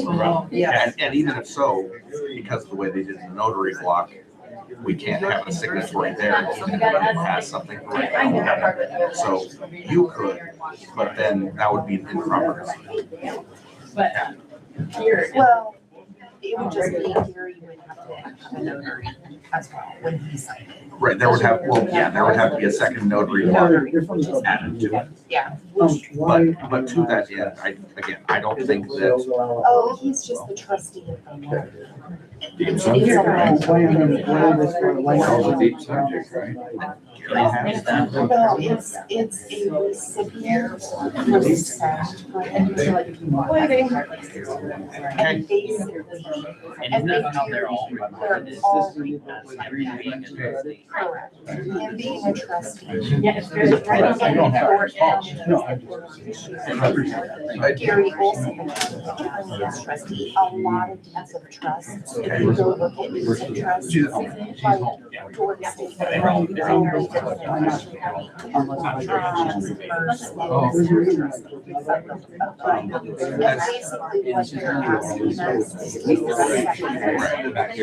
we're already second. We're already Paid off. And then we're first. Now they want to second. What they're doing is. And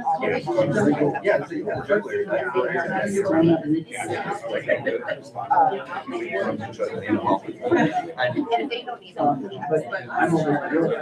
As long as Gary has given advice, then I would refer to him. Because this is the first time seeing it since when Michelle run. So, without knowing, or I can't have an opinion. Yeah, I said that, and I said that to him. A letter for him. This is what I. This is what I want to see. This is what I want.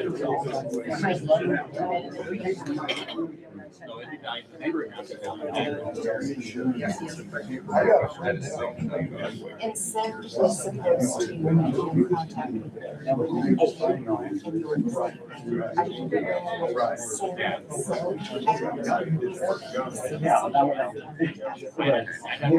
As long as Gary has approved, I will defer to him. I can't. I can't get advice on her,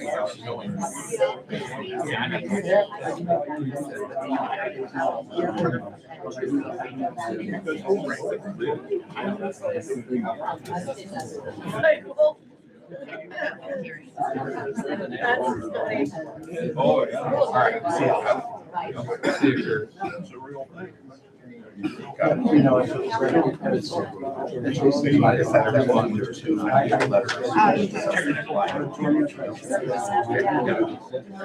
Now we can ask her.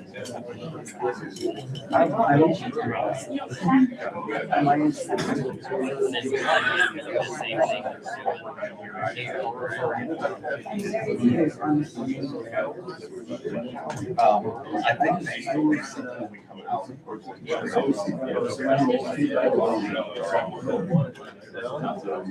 Thanks for the warning. You're welcome. All right. I deserve that quick win. I just was too far west of Omaha, and I did some valuable farm land. Sorry. I think eventually. All right. Back into a session after recess. I would ask that everybody silence their cell phones. We've had a few cell phone disruptions, so please remember to silence your electronic devices. Yeah, I know, I didn't do that. All right, as stated before the recess, we will go ahead and take up, discuss and act on zoning regulations at this time.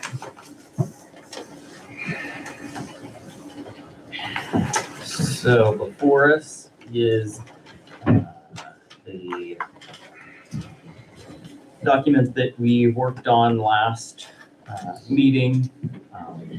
That document was put out on the website for the public's review. We've had public comment last night. We had some comments this morning. And so depending on what this board's wishes are, we take action on that document. We will want to pass a resolution stating as such. What does this board wish to discuss, or how do we wish to move forward? I can say a couple things, not regarding setbacks or anything, but just talking about other things that have come up that are not in the current document as it is. Talked about the zoning committee, obviously, last night, planning commission, whichever you prefer. And the decommissioning part, making sure that language is the way we want it. We don't want to have to manage any of that money in-house.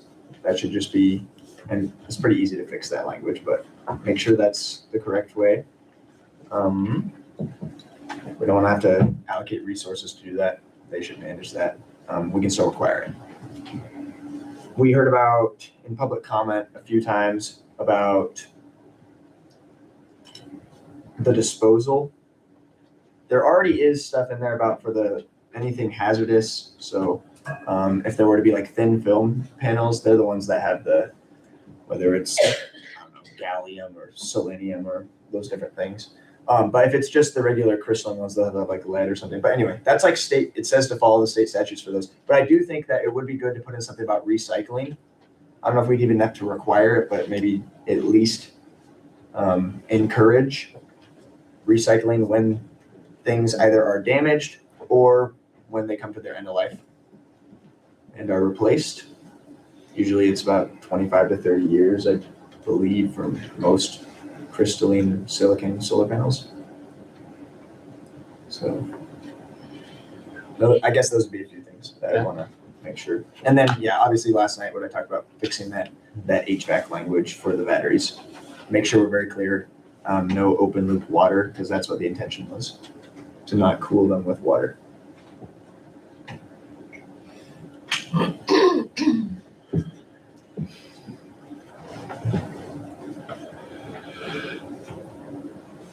I think the main, obviously, the kind of going off what Joe's saying a little bit, the main sentiment that we need to take care of today is whether these setbacks that we talked about 2 weeks ago, those numbers are going to be approved, adopt those into our zoning book by resolution. And then as the comp plan slowly winds down now, then in a sense, if you want to call it prettying it up, making the language better, and then any changes that we feel that we see in there that we need to add to, not minimal, but just not the same as the setbacks are right now. And those seem to be the hot issue. And a year ago, we thought we was done with them, and then we weren't done with them, and here we are again. So I agree with what Chuck Byer said this morning. You kind of all know where we're at. I wrote down 4 things this morning that I wanted to talk about just briefly. And we've listened to your testimony, and I appreciate everybody's testimony. But the first thing I wrote down was Jim Jackson. Before this all started, I did not know Jim Jackson. I've gotten to know Jim over the years. We've been cordial, I believe, to each other, and I respect Jim. Jim is what makes this county great. He is a multi-generational farmer, and he's fighting for what he wants. I appreciate Jim. He's always been able to smile at me. Have we agreed on everything? Probably not, but he is, like a couple months ago when we had Rex Rasmussen in here, he and Rex, they are what make this county great. And I do appreciate you, Jim, and I hope you feel the same way. Raw emotional testimony was my second thing. I think it's a great thing. I might get a little bit of it right now too. I think it can go too far, but I think it's a great thing to feel that much emotion about what you want to talk about. Okay. The third thing I wrote down was watch your back. I'm conferring with a friend last night at 10:30 at night, texting about what went on. He watched it. And in this text, I get watch your back. And I'm thinking, really? In York County? And this is a friend. This isn't an acquaintance. This is a friend. And he's telling me to watch my back. And those really set me back. So like most nights after testimony, sleep is little and thoughts are a lot. So I watched, and I hope everybody has an opportunity to watch this. I watched Ben Sass last night on his 60-minute interview. A 54-year-old man that knows he's timed out. And he knows that the best thing is community and family. And as he said it, the ideology is 6, 7, 8, it might even be 15th on your list. It should not be number 1 on our list. It should be about this community. And I really encourage everybody to go out and watch that. Somebody that's 54 years old, I got him by 7 years already, and he's pretty wise. So I that's all I have to say. You know, I know we're going to make a decision today. I feel in my gut that we're going to make this decision, and York County's going to move on, and we're going to be fine, and we're not going to shut down for business. And hopefully, I had an opportunity last night to shake a hand that I didn't know I would really shake again, and I did get to shake it last night. So I look forward to that for the rest of you that sit out here too.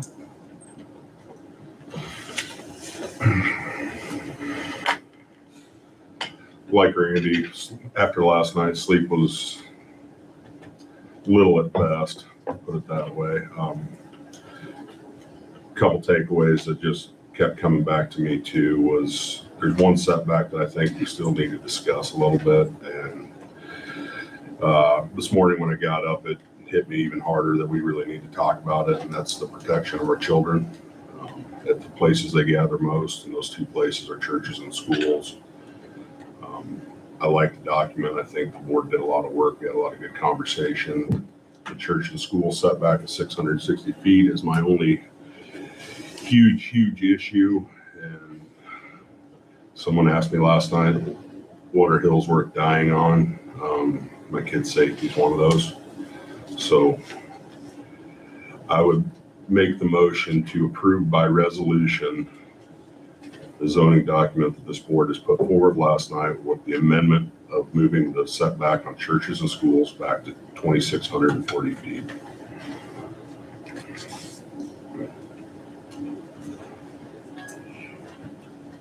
And leaving basically the rest of the everything else document stays the the same. Okay. Letting Marvin help us clean up the language up there as.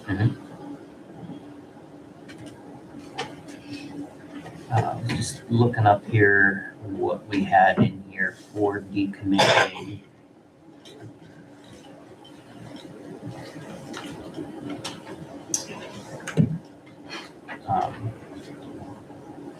We have the bond. Well, there's like multiple options, right? It's mostly just removing the one that anything that we'd be involved with. Right, and so the way that it reads right now, we did start out where it could be a bond or cash or letter of security. I think we reduced it down just to a bond. The bond is required to be held at the price of removal of decommissioning of any property to a CCS. Bond shall be in place from the date of the approval of the conditional use permit. Complete and final decommissioning of the property. The purpose of such bond is to guarantee removal and restoration upon discontinuation, decommission, or abandonment of facilities. Place at 100% of the project evaluation costs. Has to be transferred prior to any selling of the facility. And then we have an indemnification that the application will, the last paragraph of that, it says, in addition, it shall be stated that York County shall be exempt from any liability from the decommissioning of the CSECS in the event the applicant abandons the project. So in their application, they have to state clearly that York County, while we are requiring the bond, we will have no part in the decommissioning of. Yeah, that's fine.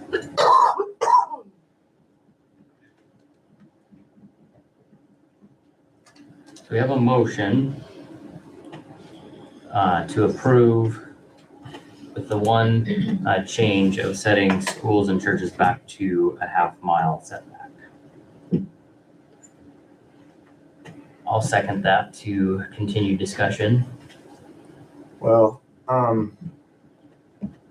same thing with homes, I guess, but a half mile is unnecessary.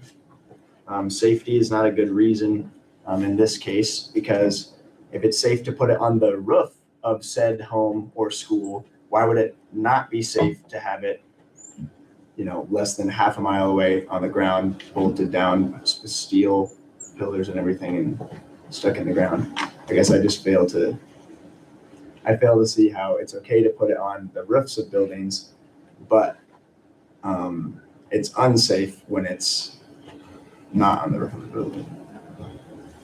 I guess my counter to that, Joe, would be size and scope of industrial solar versus what could possibly be mounted on the roofs of those buildings. A lot of those roofs of those buildings are flat too, so they would take could take a majority of the debris and leave them on top of the roof too, a lot of cases. So, that's my reason. To clarify, this is for class 4, correct? Yes. And as commented last night, I don't foresee more schools being in our county. Our schools are where they're at. They're within the city limits. So to me, that doesn't really affect it a ton.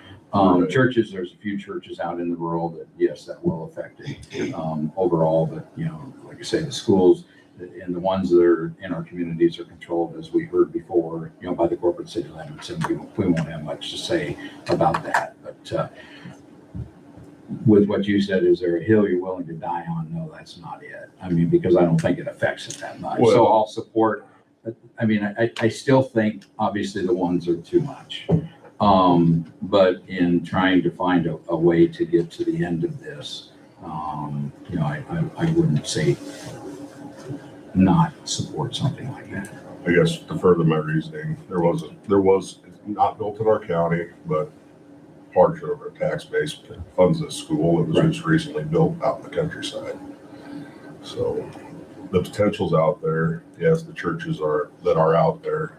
I know of at least 4 right now in our county that are out in the countryside that at any moment there's 100 people outside in those parking lots, and they need protection as well.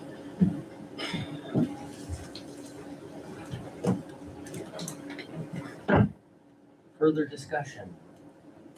Motion and a second for approving the document that was presented with the change of class 4 schools and churches setback moving to a half mile. Roll call, please. Bowman, Yes. Groves. Yes.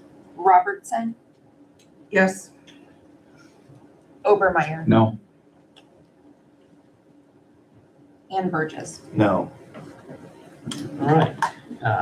That motion carries. So did you adopt the resolution? Yes, I did. Yes, thank you. Okay. Not making that Just wanted mistake twice. to be clear before we moved on. Just want to make clear. it's recorded.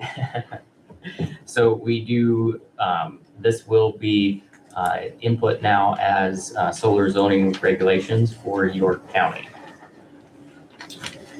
All right, we will continue on with the rest of our agenda. We have discuss and act on mowing of Zion and Union Cemetery. So this is something that we do every year. These two cemeteries are technically abandoned cemeteries that do not have a board.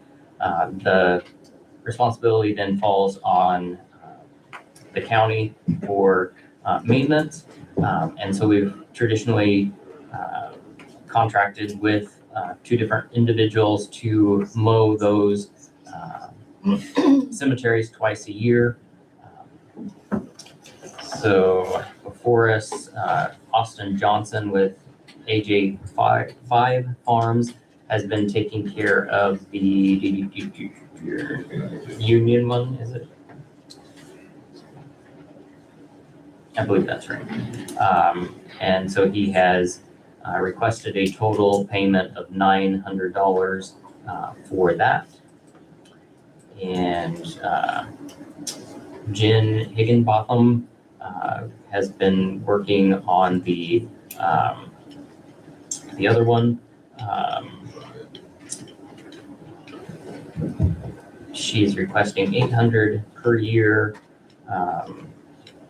Supplies and labor for a new fence and gate would be around $1,800 to fix. It's fallen down everywhere, and we want to try and keep the problem at bay.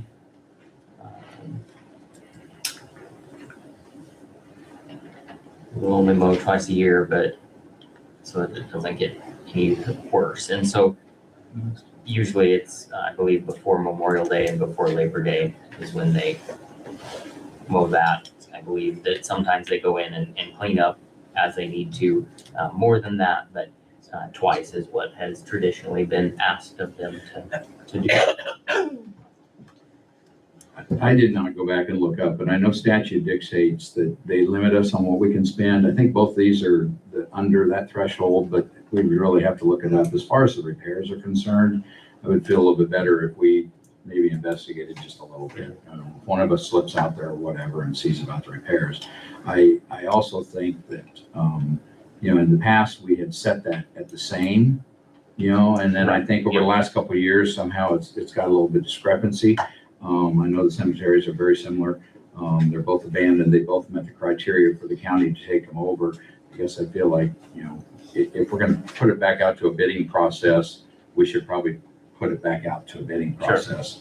Or set the fees the same for both of them and then investigate that. That being said, I know Mr. Johnson does mow it more than a couple times a year. It's a little harder to get to his as you have to walk back into it or ask permission to go across the farm ground. But I would make a motion that we set both of them at Mr. Johnson's rate and then look into the repairs and look into the state statute of how we're limited and what we're limited to do, as far as that is concerned, money-wise. Monetarily, under Nebraska Revised Statute, Chapter 12, Section 805, the county board shall not exceed $1,000 per cemetery per calendar year. That maintenance does include repair or building of fences and spraying for the control of weeds and brush. Okay. So if it's an $1,800 fix, you're gonna have to spread that over multiple years. Right. Chris, would that disallow, say, a visitor's improvement grant to be given? So it says that the board shall expend the money from the general fund, and it shall not exceed $1,000 per cemetery in a calendar year. It doesn't mention the visitors fund. That would be something we would have to look into, the legality of which.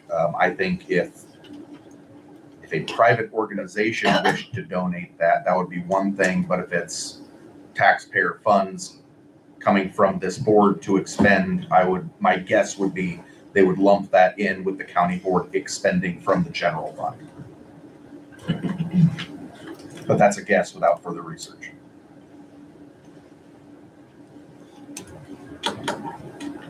Thank you. Here to help. Perfect. Thank you. We do have a motion. Second. Perfect, thank you. So motion and a second for mowing of the 2 cemeteries that fall to us, setting the rate for both cemeteries at $900 per cemetery. Any discussion? Roll call, please. Overmeyer, Yes. Bowman, Yes. Robertson, Yes. Burgess, Yes. Gross. Yes. All right. Okay, discuss an act on approving the subordination of lien of an owner-occupied rehab grant recipient. So this is one that it was one of those rehab grants that we approved a few years ago. Requirement is they stay in their home for X amount of time, and then that grant is forgiven based on how long they do stay in their home. This individual wishes to refinance, which then puts the county lien in first lien hold. In order to refinance, the bank is asking that we agree to become the secondary lien holder. We're currently second, so we're not necessarily changing, but it's just the way that everything works as you pay off one loan and take out another one. Chris did have some question regarding the verbiage on the agreement. Gary is the one that has been signing all of the liens. So it will be Gary that would sign off on this. The clerk's office has seen these before. It's fairly standard to what they've seen. So thoughts, comments, questions? As far as whether or not we want to approve it, I don't know that we I don't know that we care that we're first or second based on the type of grant that it was. But if we need some clarification on the language of the agreement to do so, that's fine, holding off. Do you prefer to get some clarification or, So this was brought to me during our recess. It was the first time that I had reviewed the document. Now, Mr. Olson very well could have reviewed it and thought it was fantastic. That was not communicated to me. So I will take no position. My concern is that for somebody to be a trustee, there has to be a trust. And I'm unaware of the existence of any trust. That's my concern. Mary did some explanation that apparently this is fairly common. It's just not something that I personally have seen before. Because I haven't seen it, I'm not going to give an opinion one way or another. And this is just, if we was to hold it up 2 weeks, we're holding up their We're holding up refinancing their refinancing. a couple more weeks. You know, so this is just us remaining second lien owner. And they're getting a better financing deal. And for what it's worth, in the event that the titles are incorrect, it's their bank that's doing the incorrect items. It would put a cloud on the title that then they would likely have to be the ones to cure. I don't know what's going to hurt anything. Mr. Olson is unavailable until this time next week anyway, so we'll be unavailable to sign until this time next week anyways. And even, I mean, if we approve it and he says, yeah, that shouldn't be that way, and he won't sign the document, we can bring it before us, I guess, in 2 Correct. weeks again and clarify. Correct. Thoughts? What's your wishes? I would make the motion that we approve it. And then obviously if Gary has to sign it when he gets back, he can sign it. And if he doesn't want to sign it, then he brings it back to us again. Second. Thank you. Other discussion? Roll call. Obermeyer. Yes. Burgess. Yes. Bowman. Yes. Robertson. Yes. Gross. Yes. All right. Keeping in the theme, discuss and act on common block grant returned funds. So this is a grant that was made and the occupant did not stay in their home long enough to receive a full waive, or I can't say the word that I'm looking for. Forgiveness of their loan. And so in that event, then when the house is sold, whatever is left on that lien has to be repaid back to the county. Then we have, as a county board, have to make a decision on what we do with those funds. So, a few different options. We've got, looks like 3 different options. We can keep the money and do another project for someone. Send, our development district that worked through all these original loans, would do the legwork like they did before. There is a admin fee that we would have to pay to Send to do that. It could be upwards of $5,000 or $8,000. Or here's 5,000. But we returned 8,000, Okay. 8,161. I see, okay, sorry, let me rephrase that. So there is an admin fee that we would have to pay. And with the $8,000, maybe we could do a furnace. And we'd have to hold on to that money until we had an applicant that would fit that $8,000 threshold. Second option, we could give the money back to the state, goes into to the state's pool, and then they would re-divvy it back up as they see fit. Third option is give the money to SINAC as a bridge fund to support housing development. Is new and is funded by the returned program money. Money is not going to be granted out. It will be a short-term, low-interest rate loan for anyone that meets the criteria. So in other words, this money that is going in, if we would give it to SINAC, it would not be grant money in that this would be more like a revolving fund in they would find somebody that could use the money at a loan, pay it back, and then they could reuse that again for someone else. SINAC is hoping that it will be something that can last for decades. After some questions, it doesn't sound like the county would have to do anything once we decide to give it back to SINAC. SINAC is a part of SEND. SEND was the pass through, I guess, if you will, between the state and the county. So it's not like the funds are still getting utilized for their original purpose. It's basically a bridge fund.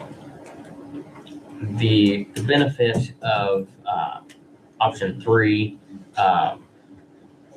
it does go back into a fund doing this same thing that the original funds were intended for, but it does not come with any administration overhead from the county side. Jody, being on the Senate board, you got any comments on either one? I don't know, I don't like to pay $5,000 when could help with $8,000. So, Would the funds be earmarked to come back to York County? Not necessarily, just in the Send district. Okay. 11 counties? quite a few counties. Southeast. It's just whoever applies for this low interest rate loan. Still helping someone, it's just, I was just curious. We definitely want to promote it. You know, as Right. being a member of the Southeast Nebraska District, we'd want to promote it, that these funds are there, that you could, you know, if that's the resource. To get it back in and then get it off our books, would be good, especially in this budget year, you know, to take care of it. Well, I'd make the motion that we do option 3 and return those funds, or not return them, but give them to Senac and let them use them for that type, and then obviously promote through not only us, but through YCDC and stuff like that, the chamber to do that. Second. Okay, yeah, I think it's a good use of it. Any other discussions? Okay, roll call please. Obermeyer. Yes. Bowman. Yes. Robertson. Yes. Burgess. Yes. Gross. Yes. All right, discuss and act on ambulance agreement with City of York.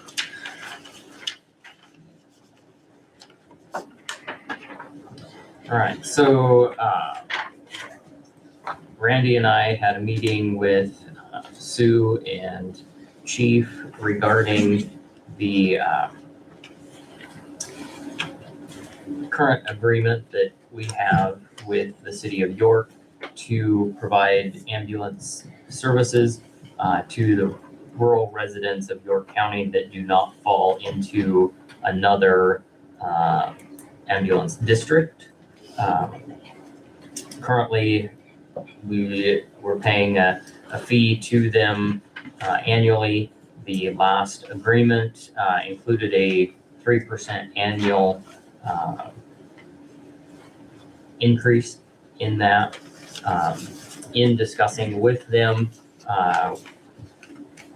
we came up with a formula that takes into account the percentage of calls that are outside of the City of York in those districts that do not have ambulance services compared to the percentage of calls that are City of York calls, and then taking any actual expenditures minus any revenue that is received by the city for any of those EMS calls, and then sharing the percentage of that net cost. That did account for an increase on what we as the county would be paying. If you take into account this next year's increase, I think the addition was, I don't know, 10 or 15. Roughly 50,000. 50. Yes. With the We were gonna be to 410, and Yeah. weren't we at 360? Didn't we was budget it 360 or Okay. 369 I had this last 380 year? in my head, so okay. And so yes, yeah. So I guess to me, we're paying our fair share in the rear. We go off the numbers, they go off the numbers of a previous year, and then of calls, And, then they track the calls, and obviously we'd be able to review any of this information we want. They track the calls. York County, over the last 24-25 was 25.9% of 1,192 calls. And then the revenue, less their expenses, coming up with a net is what we would share at that percentage is what's in front of us. The other thing it touches on is a couple other pieces in that agreement that we will no longer do transfers. If a hospital to somewhere needs to transfer, then they need to deal with the city of York on that, not the county. Originally, when the county had this ambulance service and we turned it over to the city, and that was written in there, and then the document was never changed. The other piece was that we would stop any other ambulance service coming into town into the county, and that we would eliminate that also. If York General Hospital or Henderson Healthcare wanted to, contract with Midwest, we wouldn't stop it, or we wouldn't have any right to stop it. They're a private entity trying to do that. So those are the two main things. So yes, it was going to go up, Right. but it will probably fluctuate as we'll pay our fair share Right. in the rear. Now, history will tell us that calls have gotten more and more and more. The longer people are staying in their homes, the more of these we have. Right. And so the other piece I think, Daniel, that we should touch on is the 3 fire districts. That if you're inside the Gresham, York, or Henderson Fire District, then you're not taxed on this. It's all the other fire districts pay the tax to pay for this service. Because we do not go into those, well, York takes care of York.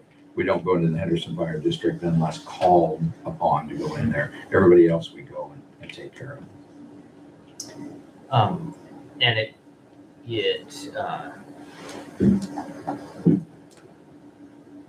so if we were at 360, I'm just doing numbers, 364, and this year we would have then gone to about 375.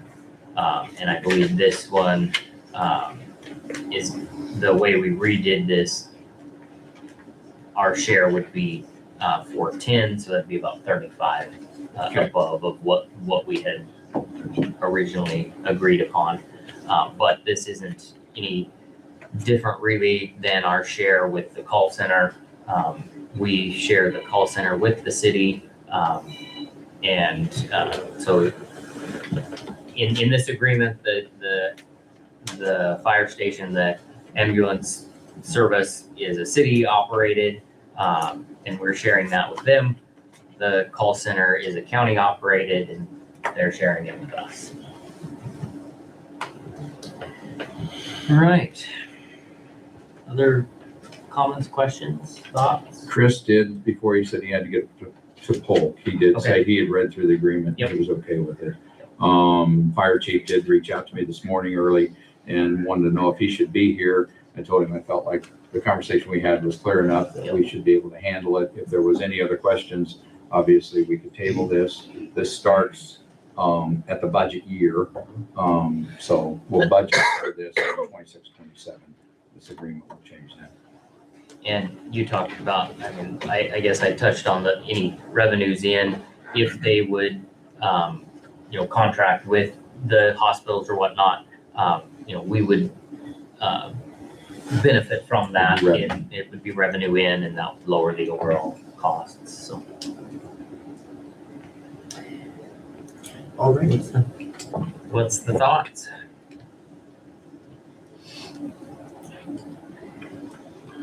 So if, say, McCool Fire District or Bradshaw decided that they wanted to start doing their their own transports and that number should fall off per formula, correct? Correct. Right, yep, so the way the formula works, is any call that they're receiving, that would be outside of their city limits. And so, yeah, if McCool or Henderson. But it's just a or straight formula, there's no minimum. Correct, correct, yep. So let's say, the way the numbers read, what we're paying on this time, for this next budget it was 25.9% of the calls were county calls. So yeah, if that goes to 10 next year, then our fee would significantly lower. If it goes to 30, it's gonna be a little higher. I just want to make sure if the communities decide to invest in their. Right. That they can reap the benefit from the tax increase. Correct. Yep.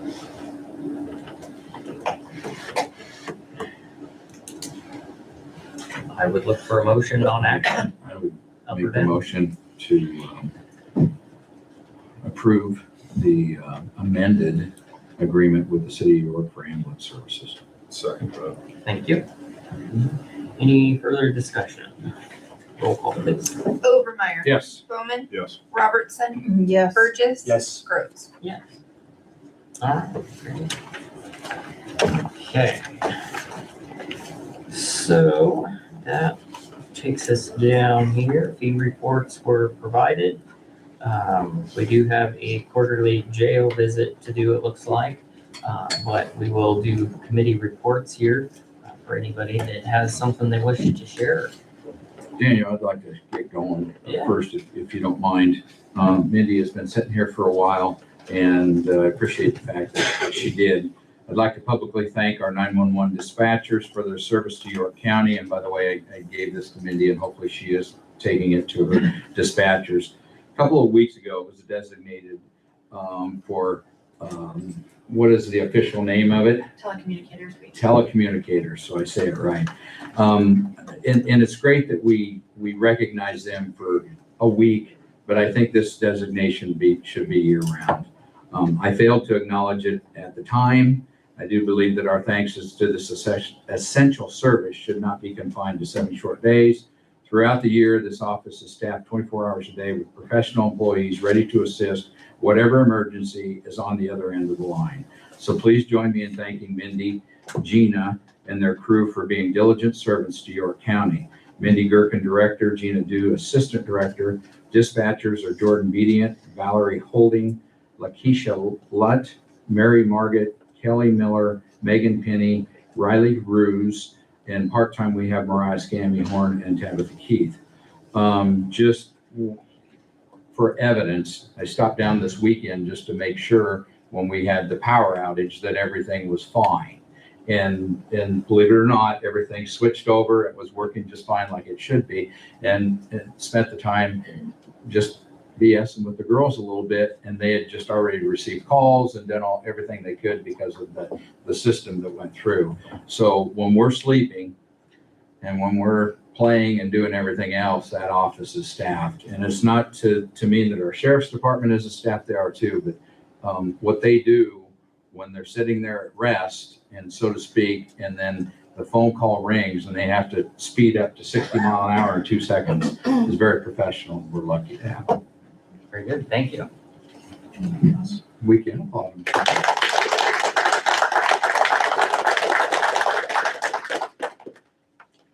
Other than that, our committee, budget committee did meet this last week, which Daniel, myself, Mary, and Megan, and we've kind of got an outline of what we want to do to see the budget get opened up. We're shooting for that second meeting in June to hopefully have all the budget numbers in for the year. And because of some budget authority issues, we have to reopen the budget this year and take care of any issues that we have with it. So that, look forward to that coming up. Other than that, it's just been normal. I haven't been to any board meetings in the last 2 weeks, so that's okay. But coming up on May 7th, on the first Thursday, when we do the leadership call, usually it's online, but this year we're going to do it face-to-face because it's Economic Development Week or whatever they're celebrating. So I just would ask if there's anything in particular that we want to share at a face-to-face meeting that I'll be at next Thursday. So let me know if you have something we can share. I can do communications. Thank you. I can go. I had Blue Valley Community Action this last week. And God forbid Seward, of all places. But anyway, so there's a couple things. This has kind of been a persistent issue, but there's a certain grant called the Community Services Block Grant, which is a federal thing, and it's kind of just, it's more of like a general grant that allows organizations like Blue Valley to sort of cover the areas that all these super hyper specific grants might not cover. Because a lot of grants, they're only meant for one very specific purpose. So then if you have any like, they might not even cover like personnel for doing that sort of thing. And so then you have to have other grants in order to cover that. So it's kind of used as a flexible funding option for a lot of covering a couple of the other like departments essentially. And with the federal government has been kind of inconsistent with it over the past couple of years. So that luckily ones in charge of Blue Valley are pretty aware of all of this that's been going on. So they've done a pretty good job of being aware of any delays. Obviously, they've been in the grant business for a long time, so they know delays are possible, but really long delays, making sure there's still cash flow, and also in basically planning what if we just don't get it, just gets cut out, because it's kind of like, you know, kind of pulling back every once in a while, but then it's like, it ends up coming in a few months late. It's a little bit annoying, but anyway, so that's one thing. Another thing is they're talking about in some of the different communities, they have Head Start programs for both.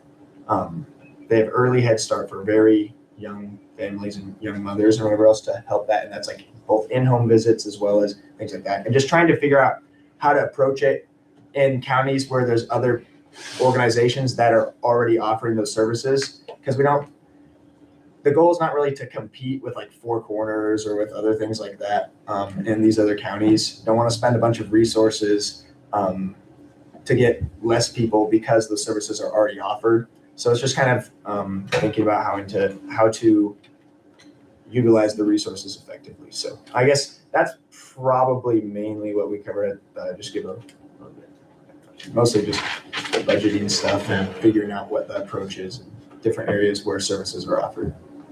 Oh, and also I will say, we did go over some of the impact reports. That's half of like what we do or whatever else, but it is good to see how many different people are impacted by the services. It's for those who don't know, it's primarily services for low income, and there's a million different things, but the idea is to be less of like a handout. There are food banks and things to help people get food if they can't have that, but the idea is supposed to be a hand up rather than a hand out. And so most of the things are goal setting, helping people get employment, stay employed, like making these goals, budgeting, all these different things like that, trying to give people actual skills for like how to live, how to raise families, things like that, and be able to move up, come out of poverty, which is a tough thing to do, especially if they maybe didn't grow up with that sort of support. So just a lot to learn. So anyway, we get to see that and how many people volunteer in the community. So it's pretty nice. All right, spent most of my time last 2 weeks with roads department. They pretty much covered what we were talking about. Been looking through we've got a fairly good group of applicants, I believe, to fill some of these positions. So feel like everything is going in the right direction. Took the opportunity after the rain to drive some roads down south that I don't get to a lot. So went down there mainly looking for gravel needs, and usually the rain's a good indicator of what you need to work on. So got some of those roads graveled. From the veteran standpoint, I believe we're having a meeting the second Wednesday in June coming up. We'll confirm that with Mary Beth here shortly. Also, I guess for kind of a PSA for Memorial Weekend coming up, for the folks that do a great job of getting flags out at in our cemeteries. If you have needs for supplies, please contact the Veteran Services Office sooner rather than later. The stuff's fairly readily available, but want to make sure everyone's needs are covered before that weekend. So that's all we got. Okay, very good. The one thing that I would like to touch on is the Workforce Development Center. Lisa sent me an email and asked that I bring this up. Community fundraising has been moving forward quite nicely on that. So that project continues to move forward. I think it's a good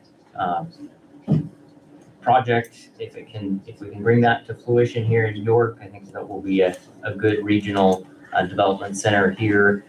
They've raised over $2.6 million in community funds. And so there's good support for that. I think that's a good project and forward to helping continue to pull that together.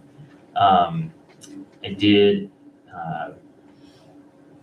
when we were in recess, I did find out that the Board of Equalization meeting that we were talking about having on the 12th will need to be on the 26th. The assessor's office has trainings and will be, there'll be some of them that are out of the office that day, so we'll have that on the 26th. Other than that, a few phone calls and conversations with the roads department, but Andy's been helping keep that run good, so I think we're doing good there. And so anything else from us? Okay, we are gonna take a jail tour quickly. When we come back, there's nothing left on our agenda, so we will adjourn at that point.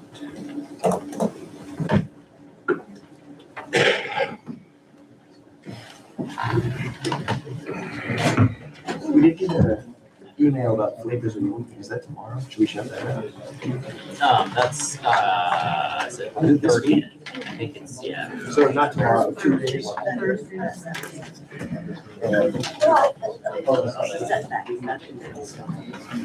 right, I'm gonna shut it. Yeah.